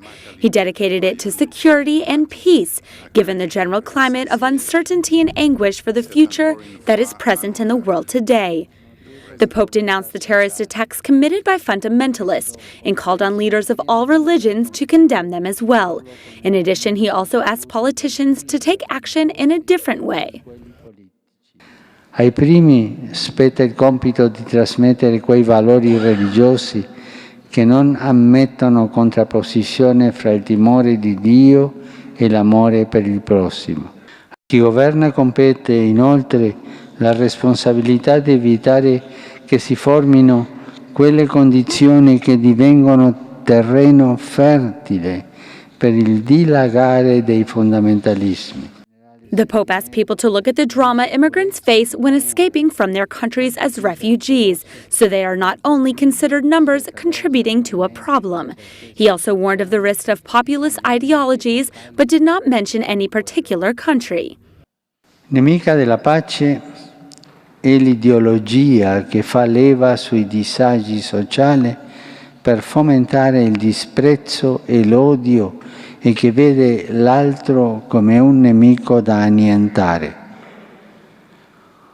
Purtroppo nuove forme ideologiche si affacciano continuamente all'orizzonte dell'umanità, mascherandosi come portatrici di bene per il popolo, lasciano invece dietro di sé povertà, divisioni, tensioni sociali, sofferenza e non di rado anche morte. La pace invece si conquista con la solidarietà. At the end, Pope Francis greeted each of the ambassadors from the 182 countries with which the Holy See maintains diplomatic relations. Let me go to the question on the Pope. The Pope is the vicar of Christ on earth. Full stop.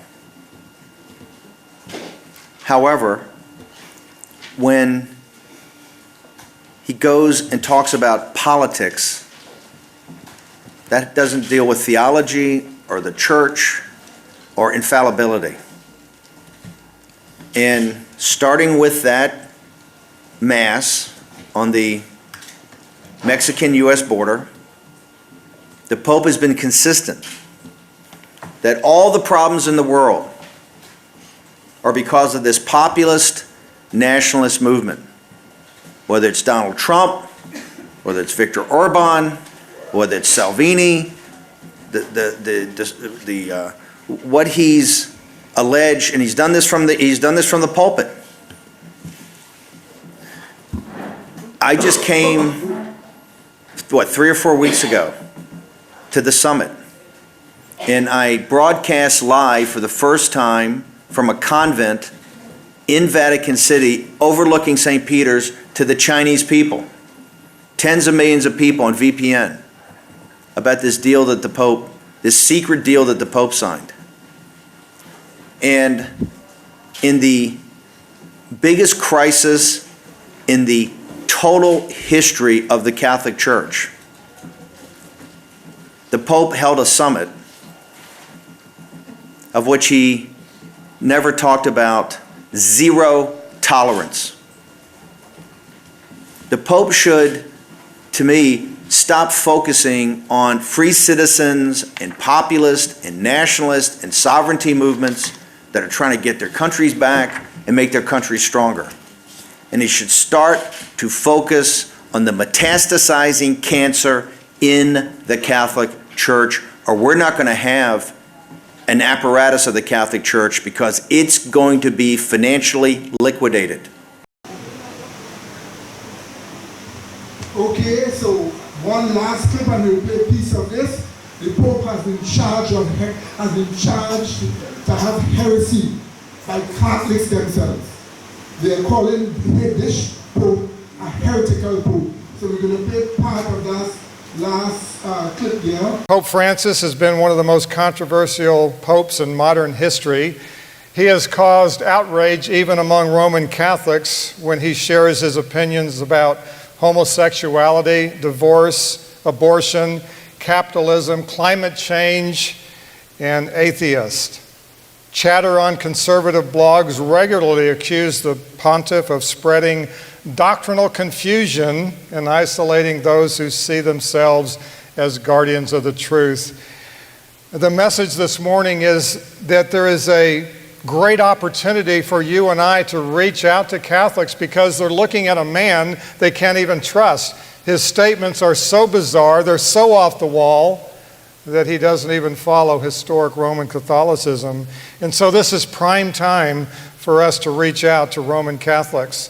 Some of the questions we will answer this morning: how can a pope who opposes historic Roman Catholicism and the Bible be so popular throughout the world? And what hope do Catholics have with a pope who doesn't know the gospel and with evangelicals who think they don't need it? And then lastly, what are the two most important truths that we can share with Roman Catholics? As you approach Roman Catholics, the two most important truths that we will look at: the supreme authority of Scripture and the sufficiency of our Lord Jesus Christ. So is the Pope really humble? That's why the world is drawn to him, because of his quote-unquote humility. But along with his foot washings, he steals the honor and authority of the Lord Jesus Christ and attributes all of them to himself. He claims to be the Holy Father with supreme and unhindered authority over all the people on the earth. Unhindered authority. Pope Francis met with thousands of young people in Paraguay, and like he did in Brazil 2 years ago, asked them to make a mess. Hagan lío, pero también ayuden a arreglar y a organizar el lío que hacen. Las dos cosas. Hagan lío y organícenlo bien. go out and make a mess. I know that's old footage, but it just never loses its charm. The Pope telling the world to go out and make a mess. So this is exactly what's coming to pass now. The radical Jesuit from South America told the world what he wants, and now he's going ahead and getting it done. He wants a mess. He wants public adulterers to receive the sacraments, of course, unrepentant public adulterers. Pope Francis wants it to be addressed. He said last year on the question, it's time for mercy for divorced and remarried Catholics with regard to receiving communion. Weak on abortion too. Well, I hate to say it, but yeah, a little bit weak on abortion. Remember, he said right towards the beginning of his pontificate, let's not be obsessed with abortion. Why not? What do we have now? I don't know how many billions of dead babies since 1973. And the Holy Father is telling us not to be obsessed with that, but we need to do something about climate change. Now I'm excited to report, everybody's following this one, that the Holy Father wants women deacons.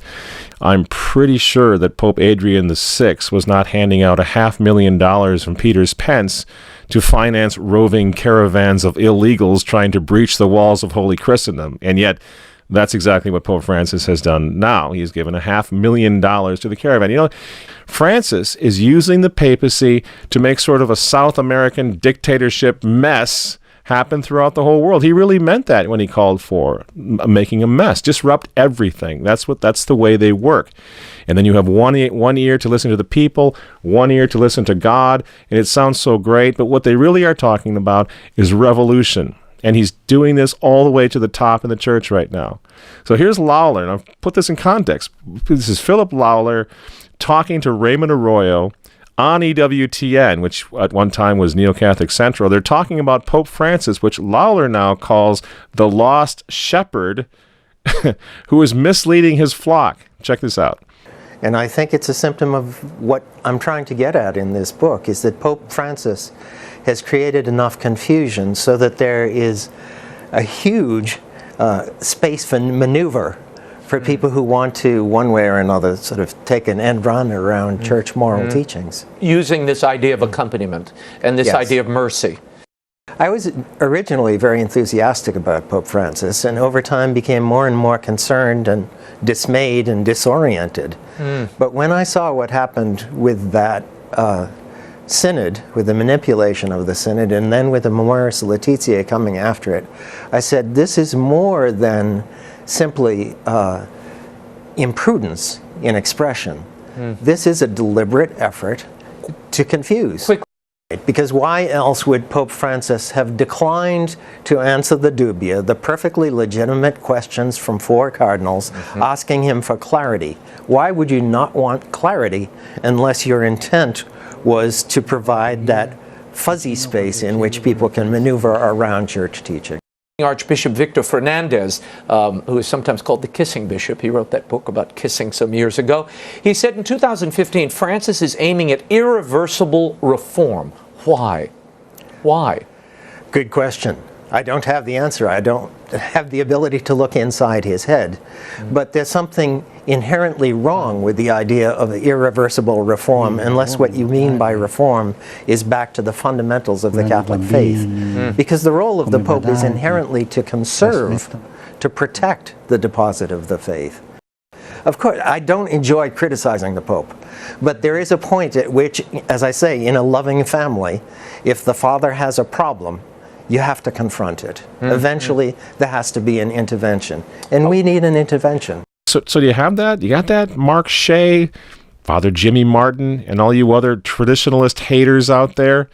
The rad trads that you all enjoy vilifying and calumniating on a daily basis are fast becoming pretty much what's left of the practicing Catholics the world over. You're going after everybody now. So it's no wonder this week, once again, got some good news for you tonight, that another group of preeminent priests, scholars, theologians came out with a desperate appeal to the bishops of the world to pay heed now to their formal accusations of heresy against Pope Francis. Heresy.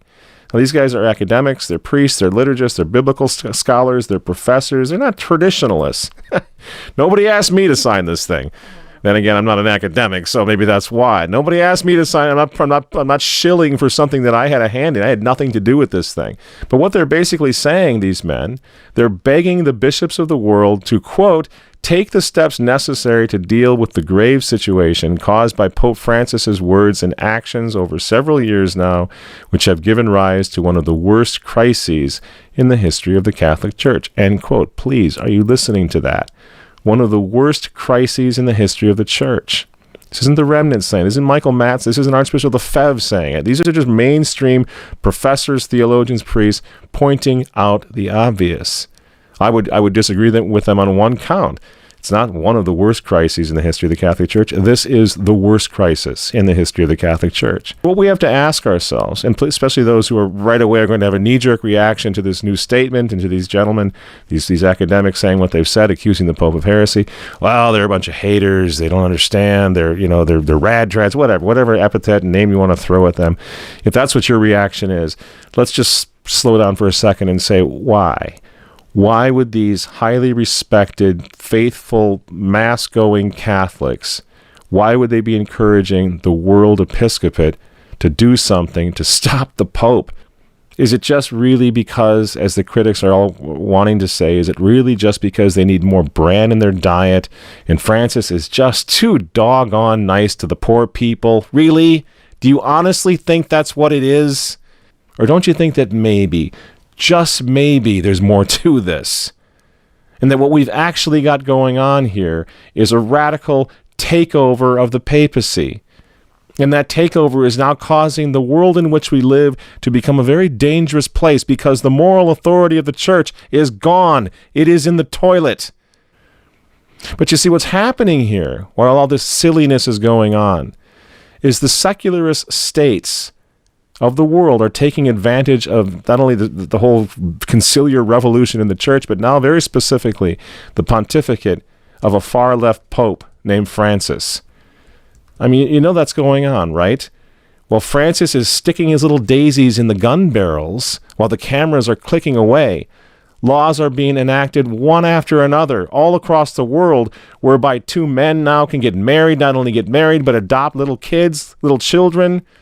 You know, post-delivery infanticide is now legal. They're killing babies outside the womb under the protection of law.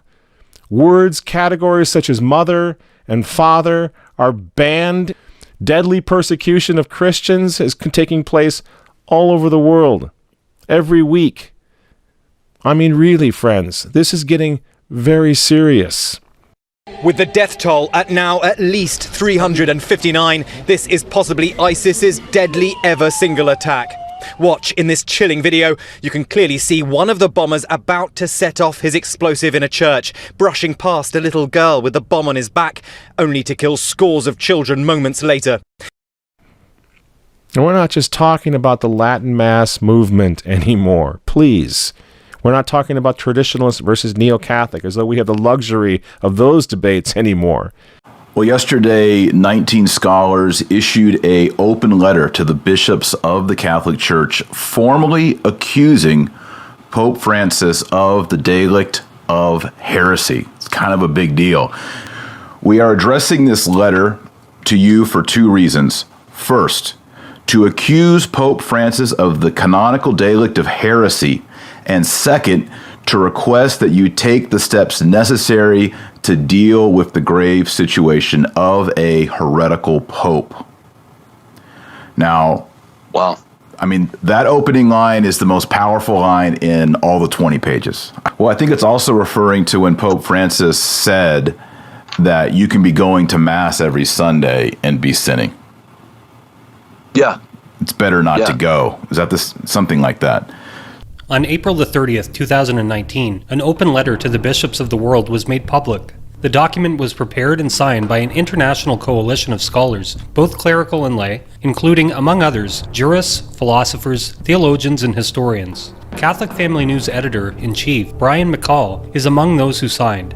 The authors of the open letter accuse Pope Francis of having, through his words and actions, publicly and pertinaciously demonstrated his belief in a list of 7 propositions that contradict divinely revealed truth. For each proposition, the letter provides a non-exhaustive evidence from scriptural and magisterial teachings which condemn them, as well as evidence of Pope Francis' adherence to, or at least promotion of, the condemned propositions. The authors argue only that there is a sufficient evidence to take the extraordinary step of accusing Pope Francis of the canonical crime of heresy.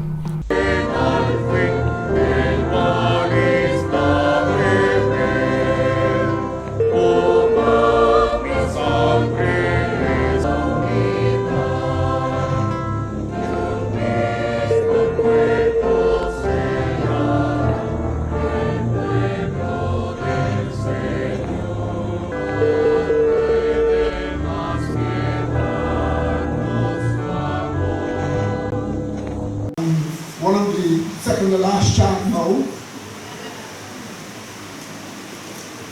Alright, turn to Revelation chapter 13. You will read verse 11 and verse 12.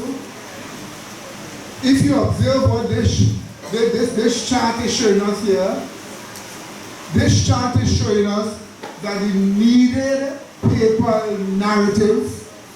What kind of papal narrative is needed? Populist principles. The very thing the Pope is going against. Nationalist Christian principles. The very thing the Pope is going against. He needs to rescue Christian nations. He needs to rescue the social Christi, or the influence of Christ in society, but he's destroying it by encouraging sodomy and other wrongs. He needs to save Christianity from destruction and extinction, which is what is taking place now in the world. In other words, Protestant communionist America could only exalt this kind of papacy.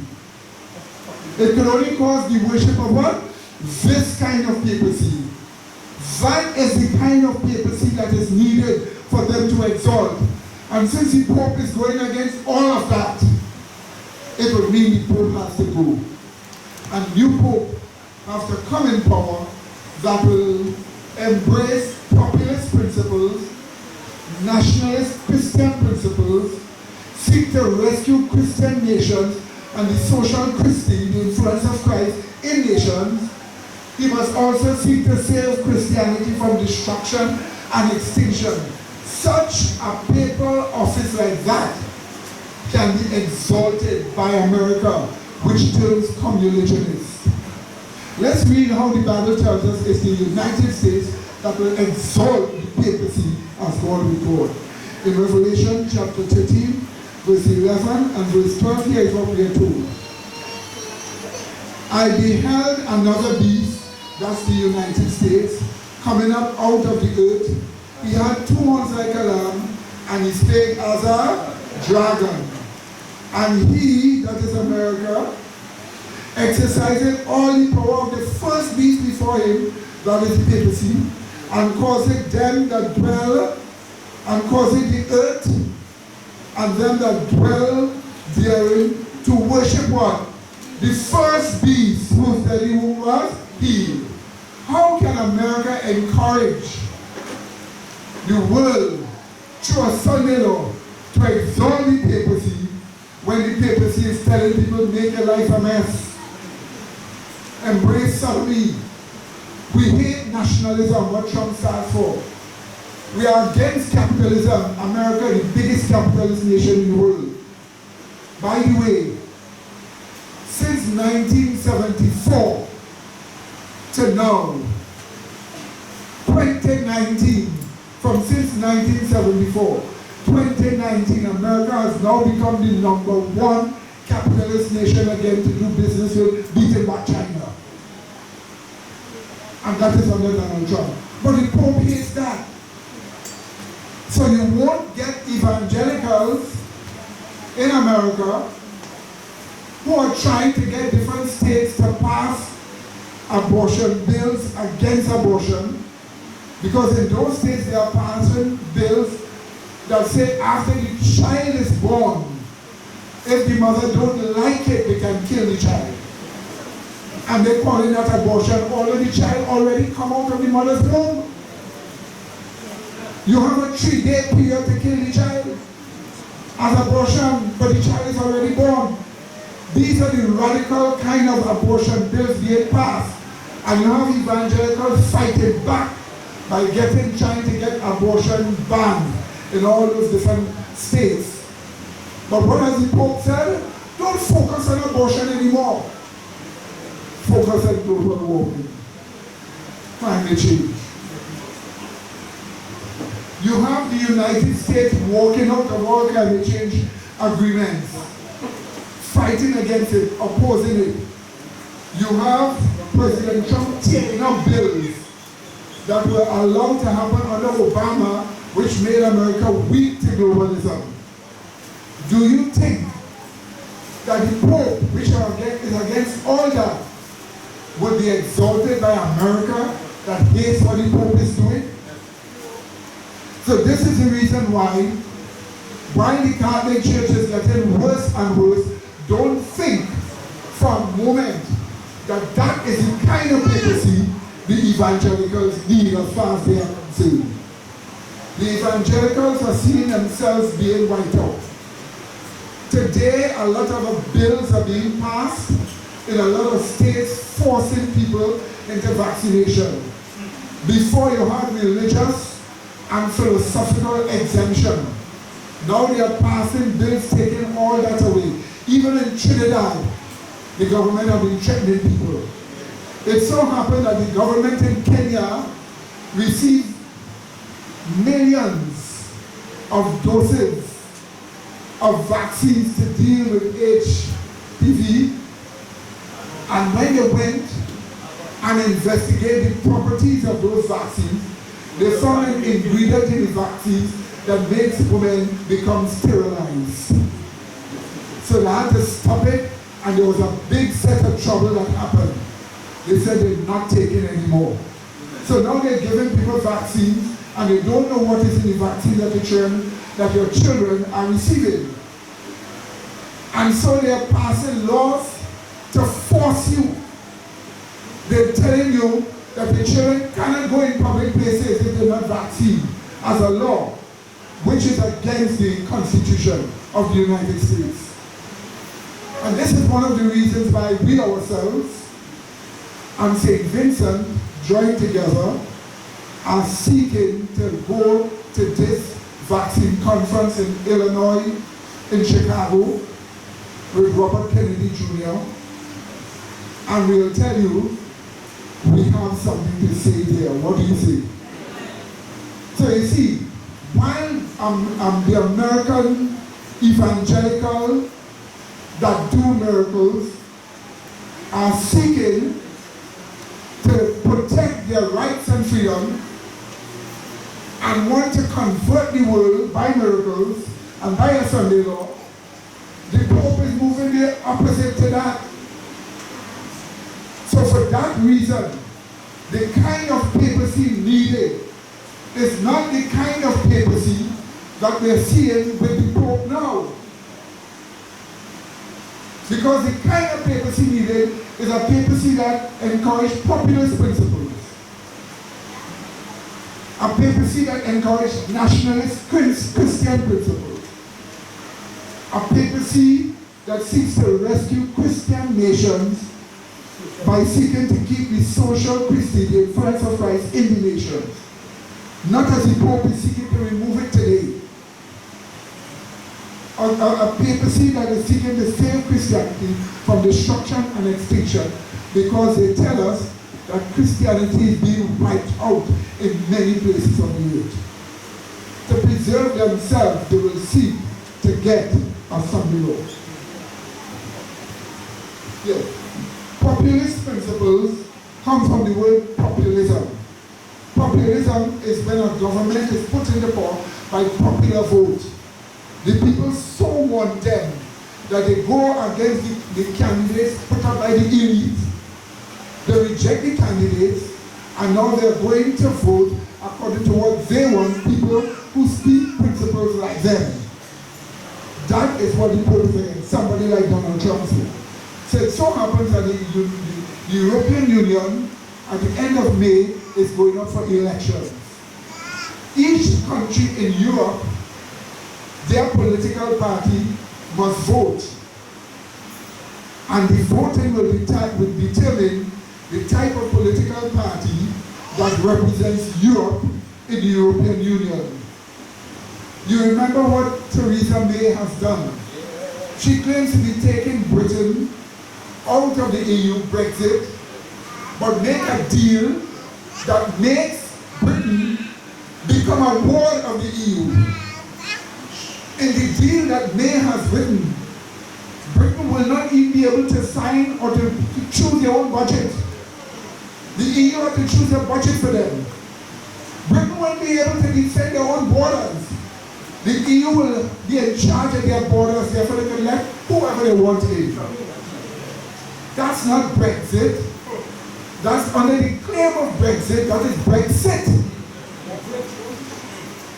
Sitting down here in the European Union.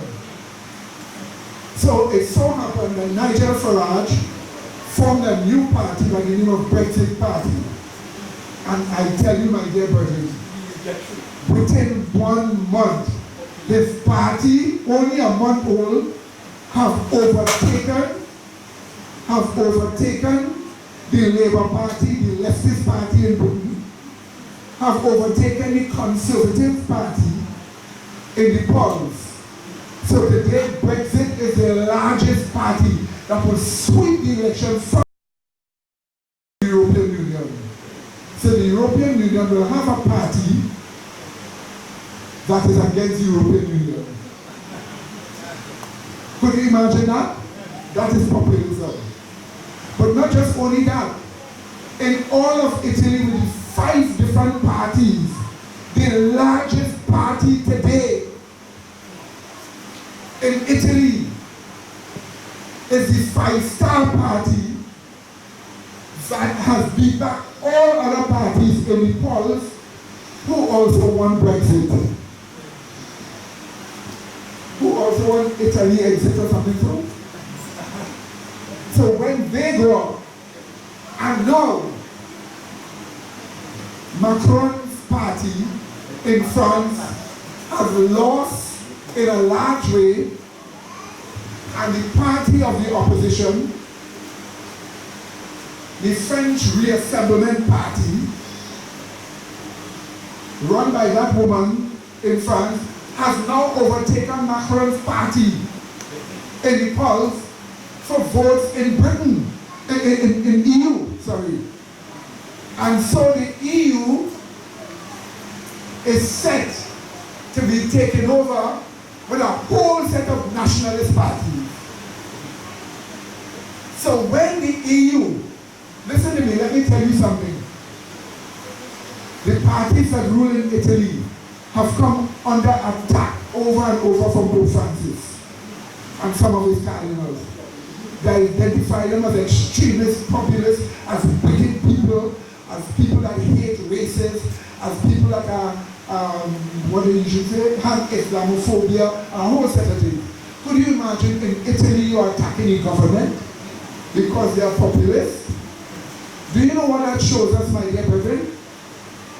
It shows us that EU is about to be taken over by populist nationalist parties. So you will have a whole EU opposing the kind of papacy. But the moment that Pope is out, and let's say Cardinal Burke or somebody else truly win the election and it is not a fraud, do you know what will happen? We will now be ready for a Sunday law. That's the kind of Pope the evangelicals in America will stand for. Like it or not, Donald Trump is going to get a second chance in power too. He's going to be re-elected, like it or not. The whole negative view of him as racist and anti-woman and so on, when the Democrats are even worse than anything else, even passing laws saying to put bags on cows to stop the cows from flatulencing. What kind of people is that? Do you know the Democrats had a meeting last week? Do you know what the meeting was? To formulate a new policy. Let me tell you the new policy the Democrats formulated last week. If you are going into an office and you want to swear and say, so help me God, the Democrats' policy was to remove that phrase. That was their policy. When they went up for elections with Mrs. Clinton, they removed God from the Democrat Party. None of them must speak about God. Now, they are removing the swearing term, so help me God. That's what the Democrats had a meeting for. They think they are the ones behind the abortion bills. Because this is not even study for this, I could have shown you a Democrat saying, so what if they're born? You want to kill them? Kill them? You imagine you are a representative of the people getting an abortion bill passed to kill the child 3 days after birth. And when people are pointing to you and telling you to comment on it, you say, so what? Kill them if you want to kill them? What kind of outrageous statement is this? So they are now known as the godless party that are killing babies. That's how they are now known. And every one of their candidates have plenty skeletons in their closet. They talk about Trump, but they have so much skeletons in the closet. We talk about 13 years ago, Trump saying something in a washroom with a man about women. Media made a big issue of that. But the media never made an issue of one of the top candidates that beat up his wife, coughed up in her eye, her whole face was black and swollen. CNN didn't show it. CNN didn't say it. The man was supposed to be charged by the police for violence against his own wife. The news media buried it.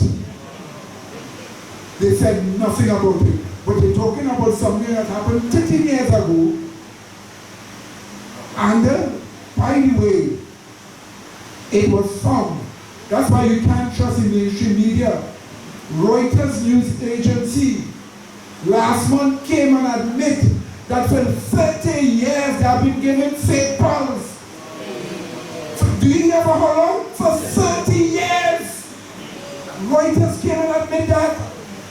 And they saw they have been fooling the people, giving us fake news, but the little person that have their site on the internet giving you the real news, they call it that the fake news. Did you see that? Did you see that? So, on Facebook, we have Facebook removing 2.4 million people access to nationalist websites just before the European Union election. The Lions said the Russians were meddling in the election, but it's Facebook, Google, Twitter, they're the ones that have been election meddling. And meddling in elections in foreign countries. Look at Spain. Spain is leftist. Have been leftist since the 1970s. For the first time in history, Spain has begun to turn right with the Vox political party that came in and take a whole sizable amount of the votes from the conservatives and from the socialists. Do you know just a month before the election, Facebook closed on their website? YouTube closed on their website? So who is doing the election meddling? You see? So now they remove some of the top people that have been exposing what they have been doing, and they put Farrakhan in as a little bit of salt. For a person to say, well, oh, we equal. But what equal? Yet you have all kind of ISIS terrorists have websites on Twitter and on Facebook and on Google and other sites, and you won't move them. When asked to move them, you literally speak evil. And then now they have come to be in the slandering business. Because they now start to call people who they want dangerous people. So Alex Jones is dangerous. Laura Lumba is dangerous. Paul Joseph Watson is dangerous. And the sitting Farrakhan for a little bit of salt, he's dangerous too. What have they done to anybody? So now they have become the watchdog of people's views. Look at what happened in New Zealand. Some people went by a mosque. A man went by a mosque and he shoot and kill 49 Muslims with an automatic weapon. Weapons, plural. The woman who is now the Prime Minister of New Zealand suddenly passed gun laws. Suddenly passed laws against the internet. First time in the history of New Zealand, thousands and thousands of people have been visited by police because of their website. In New Zealand, is the police. Could you imagine that? They completely overlooked the fact that the guy said that the political system he admires the most is the Chinese Communist Party. The guy was a communist. Oh, by the way, 2 weeks ago in the United States, shooting took place in Colorado in school. 2 persons died. The people who do this shooting were captured because somebody had guns to stop them. They found out one of the shooters that was shooting people was a sodomite. The other one was a transgender, as she called herself. You see? They were the ones shooting people in school. What is CNN, MSNBC, ABC, NBC, CBS, what did they say? They just said they shooting in the school and they kill it. They shooting in the school and they kill it. Because they don't want people to see sodomites are violent people. To have sex in those areas, you have to brutalize your body. Your psyche naturally becomes brutal. That's why when Alexander the Great wanted to conquer the world, he chose 10,000 sodomites to help him. And he was one of them. Oh, they wouldn't tell you that. They wouldn't tell you the experiment in Sparta, which was an experiment in transgenderism and sodomy, where people were just trained to fight and kill, to like to see blood spill. And they became a great power in the past. So you see, the media is hiding the fact. But instead of the Pope exposing it and showing what is going on, he too has been covering up and labeling and blaming the wrong persons. Look at how much people died in Sri Lanka. What did Hillary Clinton and Barack Obama say?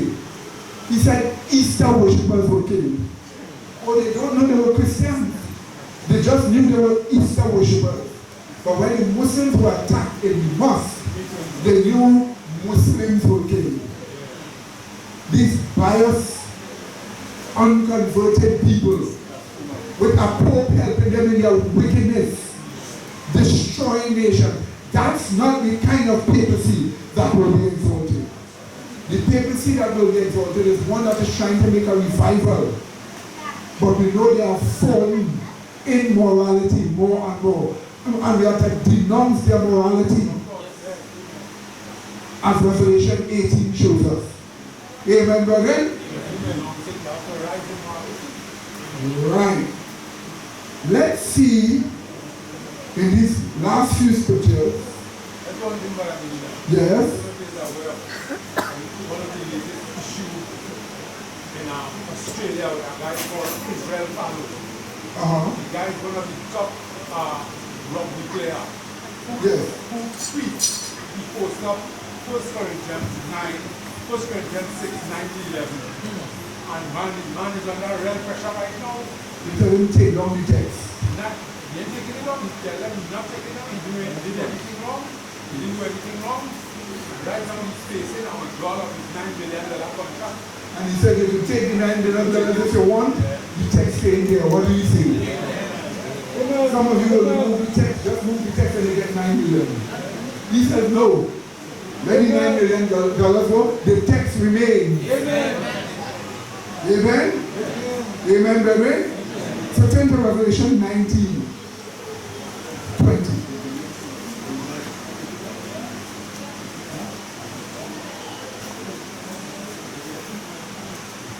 Revelation 19, 20. It says this. And the beast was taken, and with him the false prophet. Stop here. The beast is the papacy. The false prophet is the evangelical fraternity, the daughters of Babylon. The two of them are taken. What would it take for the papacy to be exalted by the apostate evangelicals? What would it take for them to form religion? To make America become a Protestant religionist America to exalt the papacy? What would it take? The papacy have to change. Needed paper narrative must be this what you see here. Look at how we have come to show you even the detailed parts of it as we go forward. Detailed parts of it. That is what must change. And then they can exalt it. Let's read on. It says this. And the beast was taken, and with him the false prophet that wrought miracles before him, with which he deceived them that had received the mark of the beast, and them that what? Worship his image. Then they told these were both cast alive in the lake of fire. So notice the beast, the mark of the beast is to be accepted, the beast is to be worshipped, the image of the beast is to be worshipped. Why would the image of the beast encourage a papacy that they don't like? So the needed paper narrative is populist principles must be exalted by the papacy. Nationalist Christian principles must be exalted. The papacy must be rescued Christian nation with the social influence in them. And the papacy must save Christianity from destruction and extinction. That kind of papacy is the papacy that will receive exaltation. We ask of you to watch the signs of the times and to see what is going on. Once you see this Pope, you know they told you that this Pope is not even staying any longer at the residence of the official residence of the Pope, but he's staying in a hotel belonging to the Pope. He's afraid of being poisoned. He's afraid of being poisoned. Because like they did to John Paul I, John Paul I was a rank communist, put into power. Within 30 days he was dead. Never had problem with heart for all his life. And at the age of 60-something, without ever one problem in the heart, he died of heart attack. And they made sure they interred him. They were able to check and see what was given to him. But you know they have already substances and they put it in your food. You can get heart attack, you can induce heart attack, and nobody will know because the properties disappear. Do you know a new weapon they have now? Huh? They have a heart attack gun. That's a new weapon. All they have to do is to point it at this and pull the trigger without a bullet and you will get a heart attack. That's what they have now. Are you listening to me? This is how late time is. This is how close we are to the end. And that's the reason why you are called upon that while morality is getting worse and worse, in the last days what? Perilous time shall come. For men shall be lovers of the earth. Yes. Did you see that? And then it tells us all the kind of corruption that will come. When immorality is getting worse and worse, you need a higher, mature morality. We'll close with these principles here. I'll just briefly refer to it, but it is something you will have to study before we go to our next set. This is important. Let me explain. Much of the problems faced among Christians, faced among whom? Okay, let me wait until you. Much of the problems faced among whom? Christians, especially those who have a certain measure of the truth, are the development of these points. If you seek actively to develop these points, you will bring a higher, mature morality in yourself. You see, one of the major things you need is choice of consistency in the truth. Because many acknowledge this is the truth, but they don't have consistency in the truth. They don't choose it, because if they choose it, they'll have to give up everything. So one point of becoming more mature is what? Choice of what?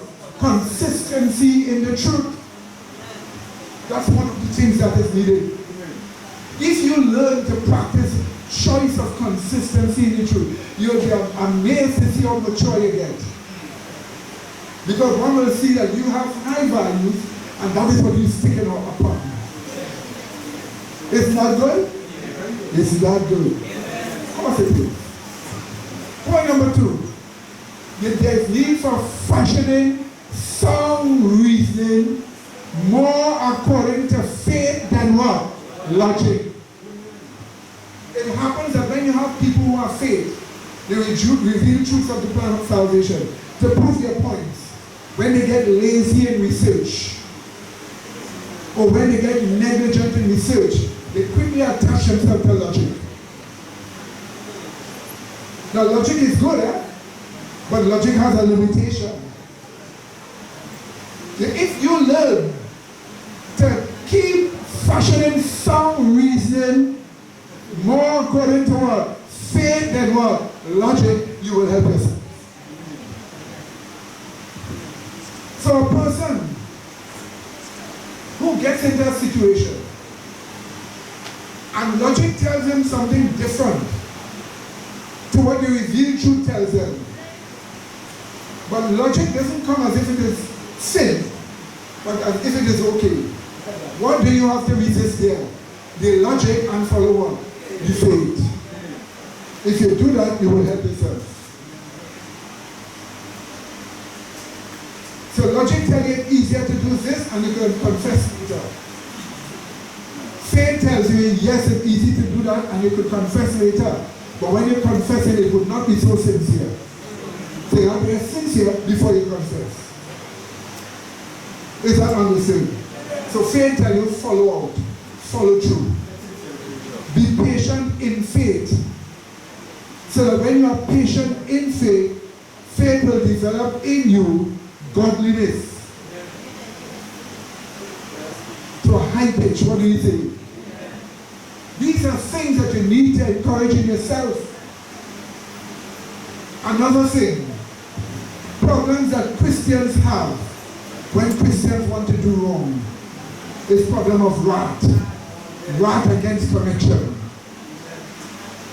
They get angry with correction, but the angry is either subtle or blatant. Bacchanalish or quietly subversive. Still anger. And that's the reason why growing in higher morality that is mature, you have to learn to start denying wrath for what? Sympathy with what? Wisdom and self-preservation. Because sometimes a person gets angry to when they see somebody do them wrong. And they say, you know what? The Bible tells me I should have sympathy. So you know what? Let me show sympathy. But with sympathy, they show stupidity. So that's why. So they're showing sympathy, but the sympathy makes them get walked all over and spoil the person. But you have to learn to show sympathy with what? Wisdom and what? Self-preservation. If you learn to put the two together in your thoughts and live it, you've got more mature. What do you say? Did you hear that? Listen, this is for feeling, you know. We have a whole next set to touch, but we're just showing this one out for you to spend time enough to drink it in. Right? Multiple motives there. We have multiple motives here too, don't worry. So you see that, my dear brethren? So you need to learn to do what? Deny wrath for what? Sympathy with what? Wisdom and self-preservation. Don't destroy yourself in the process. How the Bible put it? Wise as a serpent and what? Harmless as a dove. But protect yourself also. If you learn to combine this together, this is what a person will see. They will see hardly any wrath, because there are times they should be angry and sin not.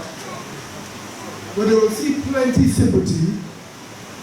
But they will also see that although you have sympathy, you're smart, you're wise, and you know how to protect yourself from exploitation when you're smart. It's not wonderful? Of course it is. Learn to develop yourself that way. But also, you need to learn you need to start consciously accepting values that Christ displayed. What does that mean? Take up your Bible, read the Gospels, and when you see Christ's behavior, look by faith or reveal truths to see the values and adopt it as yourself. Adopt it as your own character. Person will say, what happened to you? Playing your Christ? No. It's Christ's character you're seeing. And he's supposed to be there. Christ in you, that's right.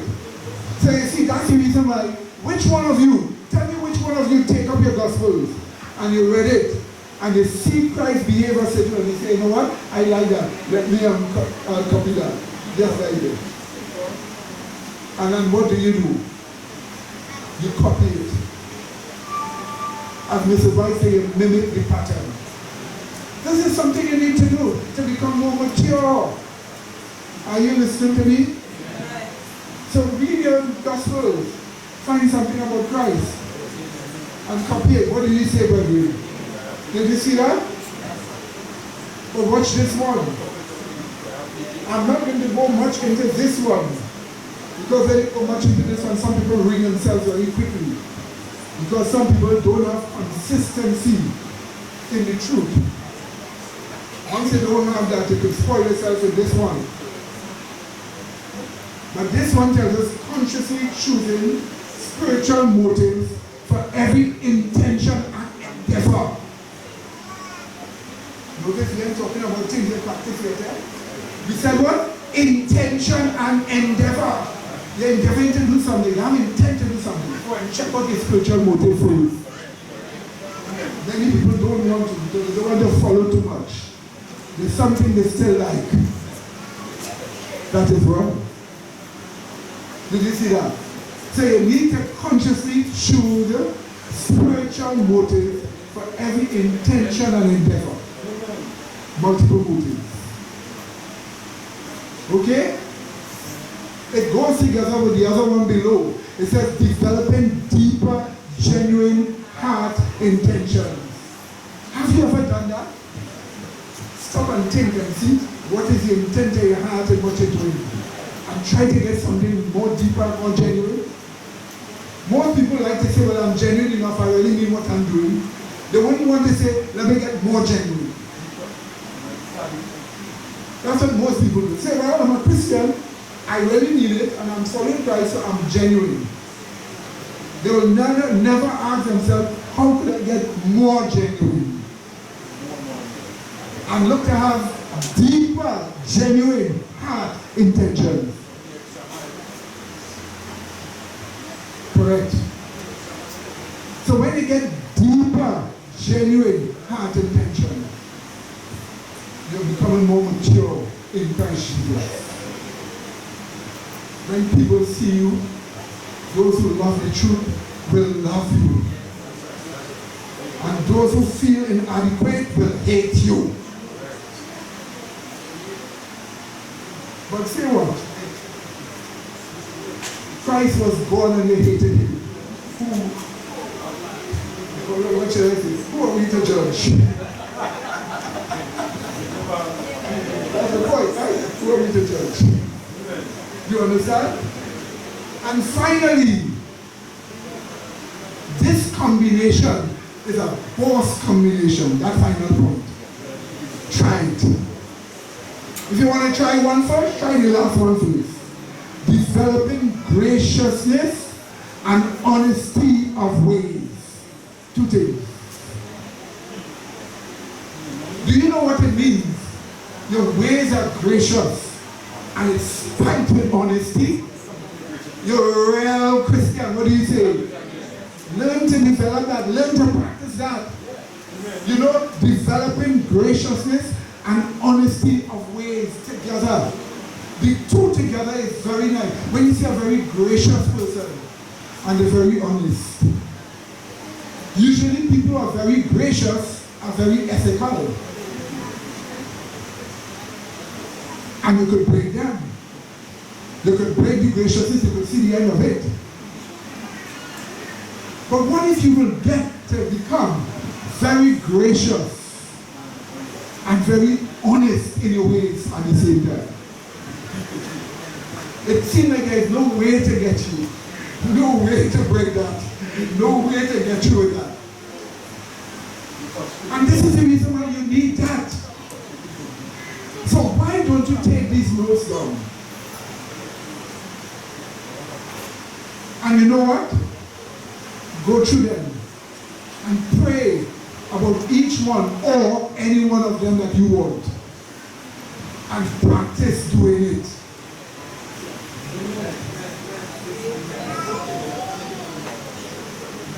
You see? Right? There was this song I used to sing years ago, a song for children. It says, practice makes perfect when you want to do it. You see? In other words, when you practice, you understand? When you want to do it, you get perfect. Is that understood? Take this and match yourself, mark yourself. Because we need a great work to be done.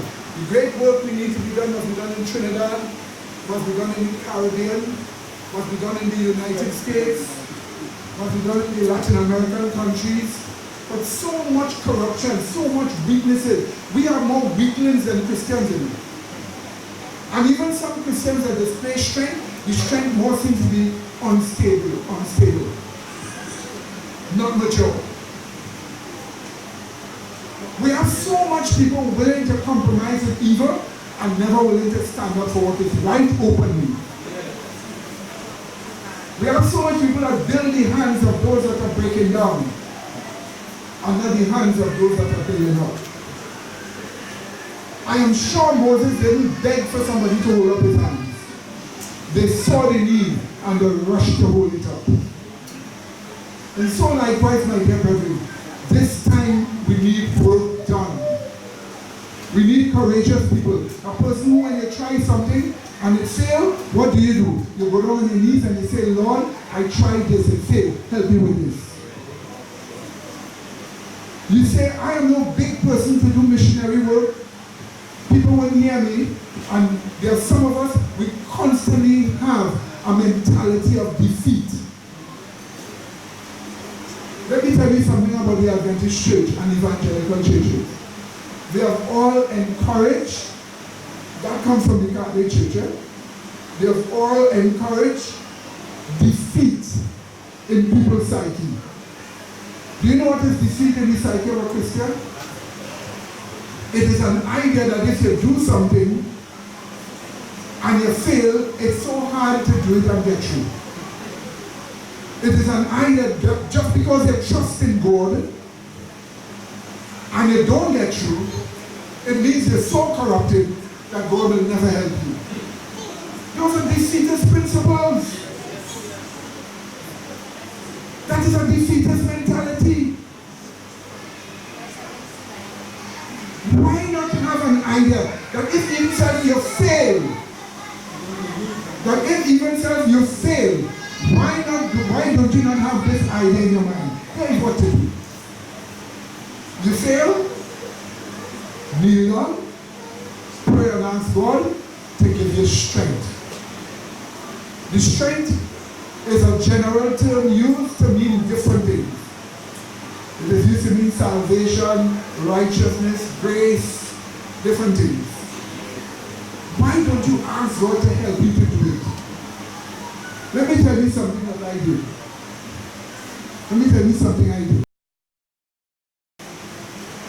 Many years ago, I came to the faith. I was a person, I draw a lot. I used to draw a lot of comics, cartoons before conversion. So I came to Christianity. And I tell myself, why not draw out a comic about Christ and send it to the newspapers, issue by issue, so every Sunday it will be there for people to read about Christ. So, with a spirit of anxiety, I rushed, got my paper, got my pens, got my pencils, my erasers, and draw 8 comic strips. Named it The Way, the Truth, and the Life.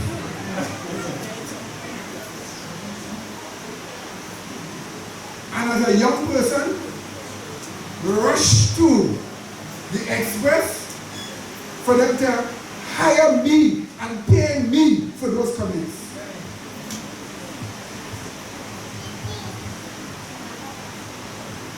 We had the 2 editors of the Express. One of them watched it and said, nah. Flatly, nah. The other one watched at it, watched me and said, come back again, we'll talk to you. I come back again. I was told, come back again, we'll talk to you. So I get down on my knees and I prayed. When I know how the next meeting comes up, I said, Lord, move on their hearts.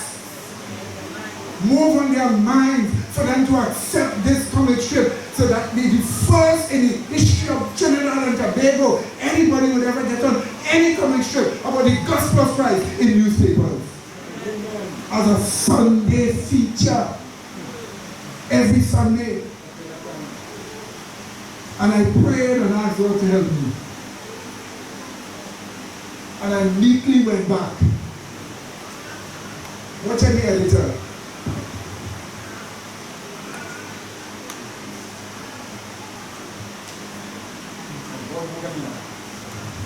All right, we will give it a try. What do you say, brother? Hey, $10 a strip. Now don't be surprised. Because basic prices for a comic strip is usually like $3, $5 and so on. But because they put it in many different papers away, something like 1,000 newspapers. That's $5 by 1,000 every Sunday. So usually it's $5,000 they will get a week. So if I get 10,000 in one newspaper, $10 in one newspaper per Sunday, that was a big thing. And do you know what? They actually paid me $80. That's the first and only money I ever got from any newspapers with any article in any newspapers. The first I've ever gotten. And it ran. A lot of people were reached by the way the truth and the life. Oh, I know. They came back and talked to me. We read what he said. It was so true. But it was just a start. Look, I tried to do the unordinary. No evangelical had ever done that. No Christian had ever done that. No Adventist had ever done that. First time in the history of Trinidad and Tobago, we broke record. I'm not boasting, because you are not a cartoon.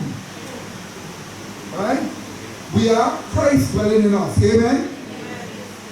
And do you know we got it out? And it reached people.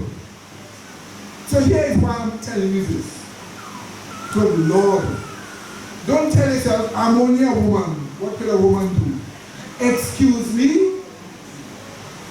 If it didn't have an Eve, there would be none of us.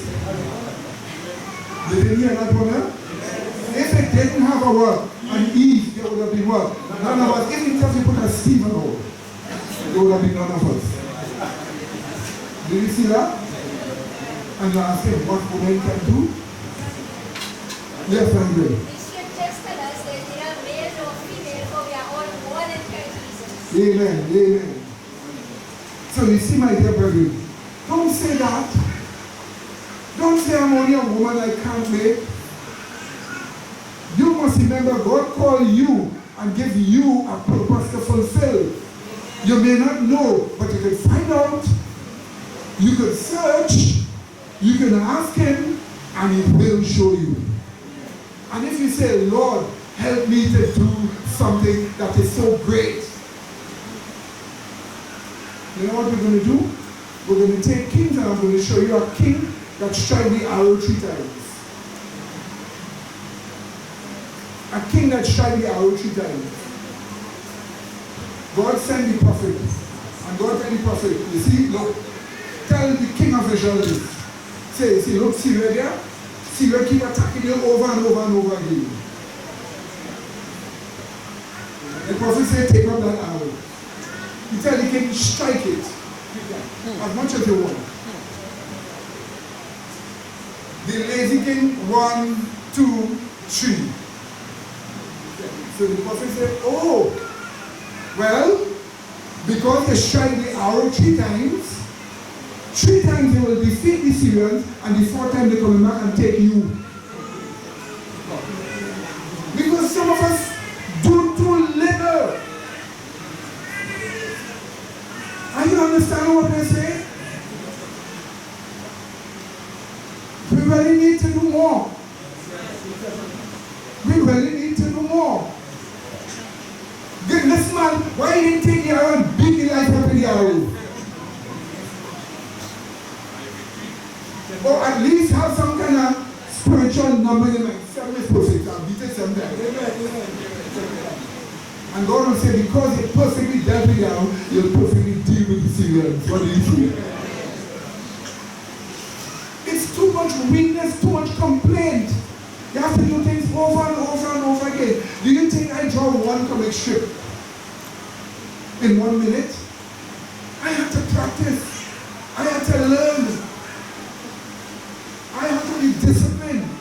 Some say, well, oh, look, Brother Medina, write systematic theology. Do you know how systematic theology was written? Do you know the hardship that had to be gone through? Do you know the consistency over and over in truth had to go through? I studied the Godhead 6 months non-stop.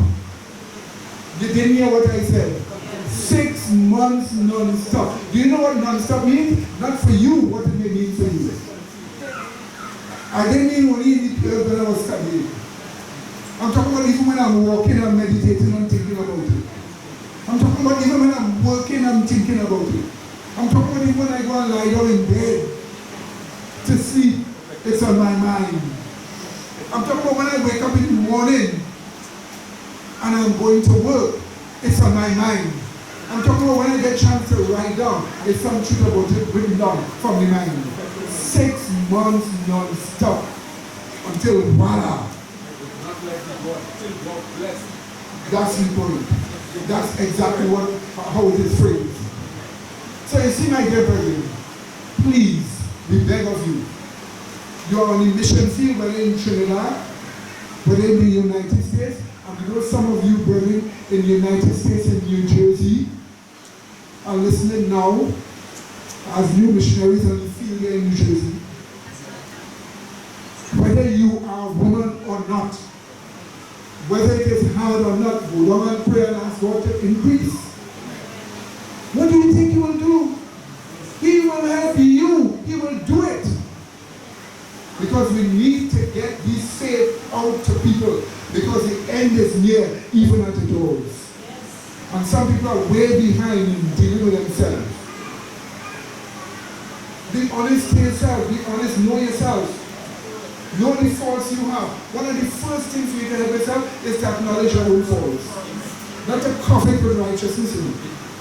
Acknowledge your own faults. You know you're weak in this. You know you have a problem in this. Therefore set up plans to deal with it. What do you say? And we have a church where you can get help. I know you can call Pastor Coffee 3 o'clock in the morning on the phone and he will get up to talk to you. I know you can call Pastor Dutton 12 o'clock in the night and he will want to talk and have a long discussion with you to help you. But we have a church where all this is here. We have a church where we have all these privileges here. In some churches, the pastors say, don't take my private number, only take the number of the office in church. And come there on a Tuesday, between 9 to 12 and they meet me. But call and put your appointment here. I am sought to get away from those kind of nonsense. I tell me, call me any day, any time. Once I'm able, I'll help. But we have a church here open where we have a whole range of people here that could help you. And yet some people seek to destroy and break down instead of build up. All kind of accusation, all kind of technical accusation, but by the fruits they don't seem to be known.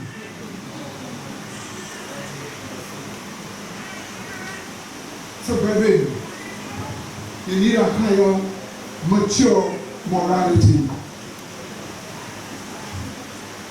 There's some men or there's some women, especially women. You see a man come and he boasts. He's so like righteousness and he's so strong faith and he's so wanted. They don't know that it is not a mature morality this year. But a spur of emotion. So that person will make a good husband. I wouldn't have no trouble. And brother, it's like hell.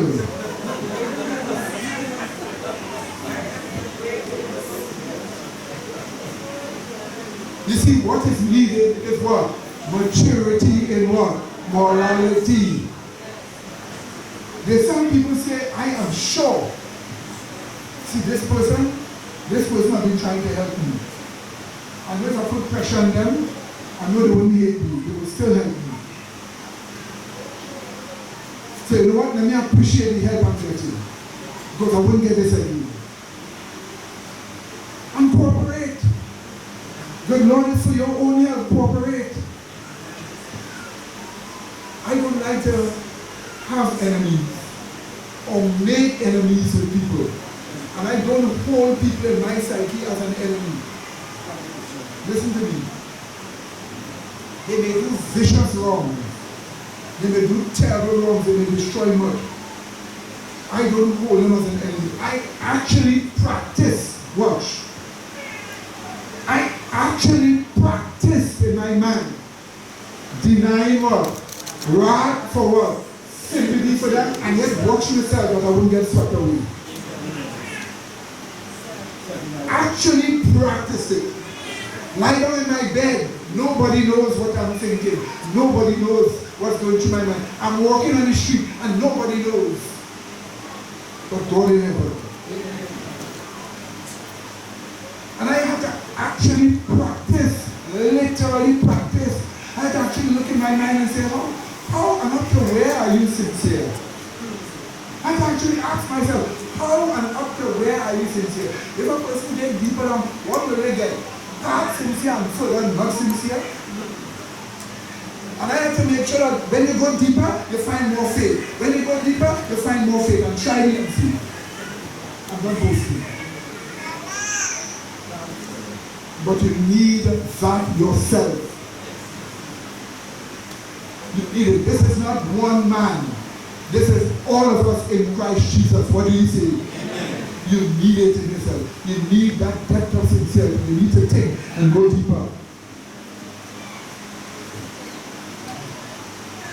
For God's sake, we ask you. So in closing, right?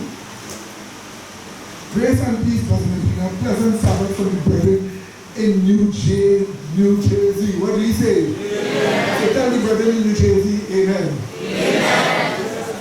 They are taking the counsels to heart, and we are very grateful for the counsels. We greet all the brethren in Trinidad. Love you all in Christ Jesus. Amen. What do you say? Amen. It's wonderful to hear that from the brethren. And we say, we love you, our dear brethren. Amen, brethren? So remember this. Remember what we are saying to you. Okay, my dear brethren? Right. So my dear brethren, please let us stand.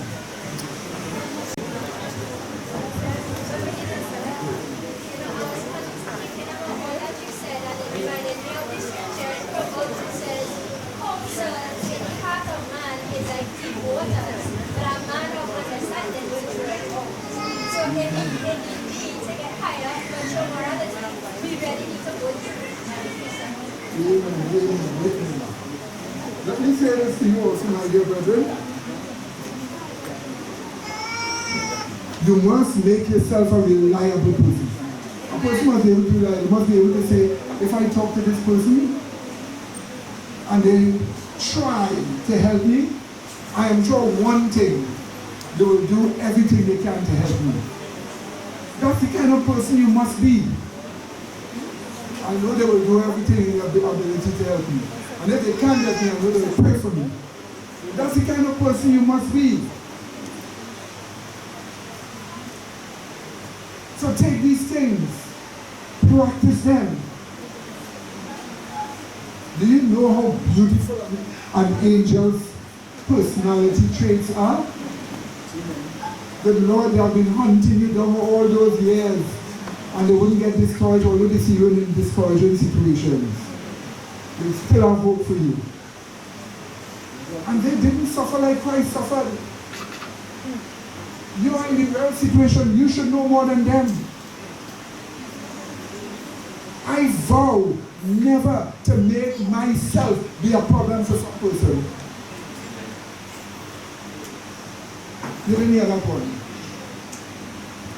Especially men have this problem. Of course, women too, but more men.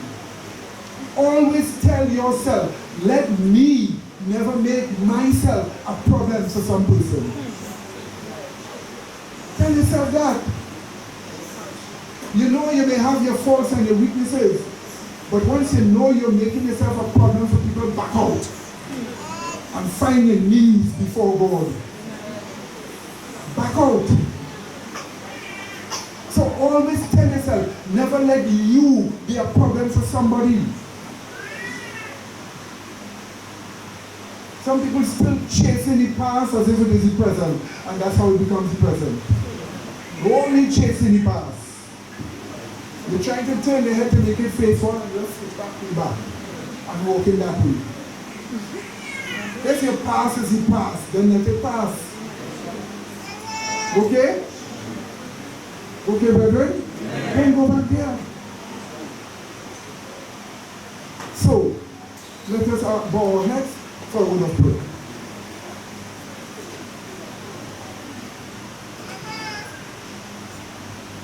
Gracious loving Father, please forgive us of our transgression. Please justify us, make us righteous, grant us your presence in our lives, and help us to go forward in success as the days go by. Give us victory, give us success, and help us to take these 7 principles of a higher, mature morality and work with ourselves to make sure they are instilled in us. Please help us, Father, in this matter, we ask of you. And make everyone here, Father, that seek your face and seek a special blessing, grant it unto them before the end comes. Thank you, loving Father. Thank you for hearing us and blessing us through Christ our Savior. Amen.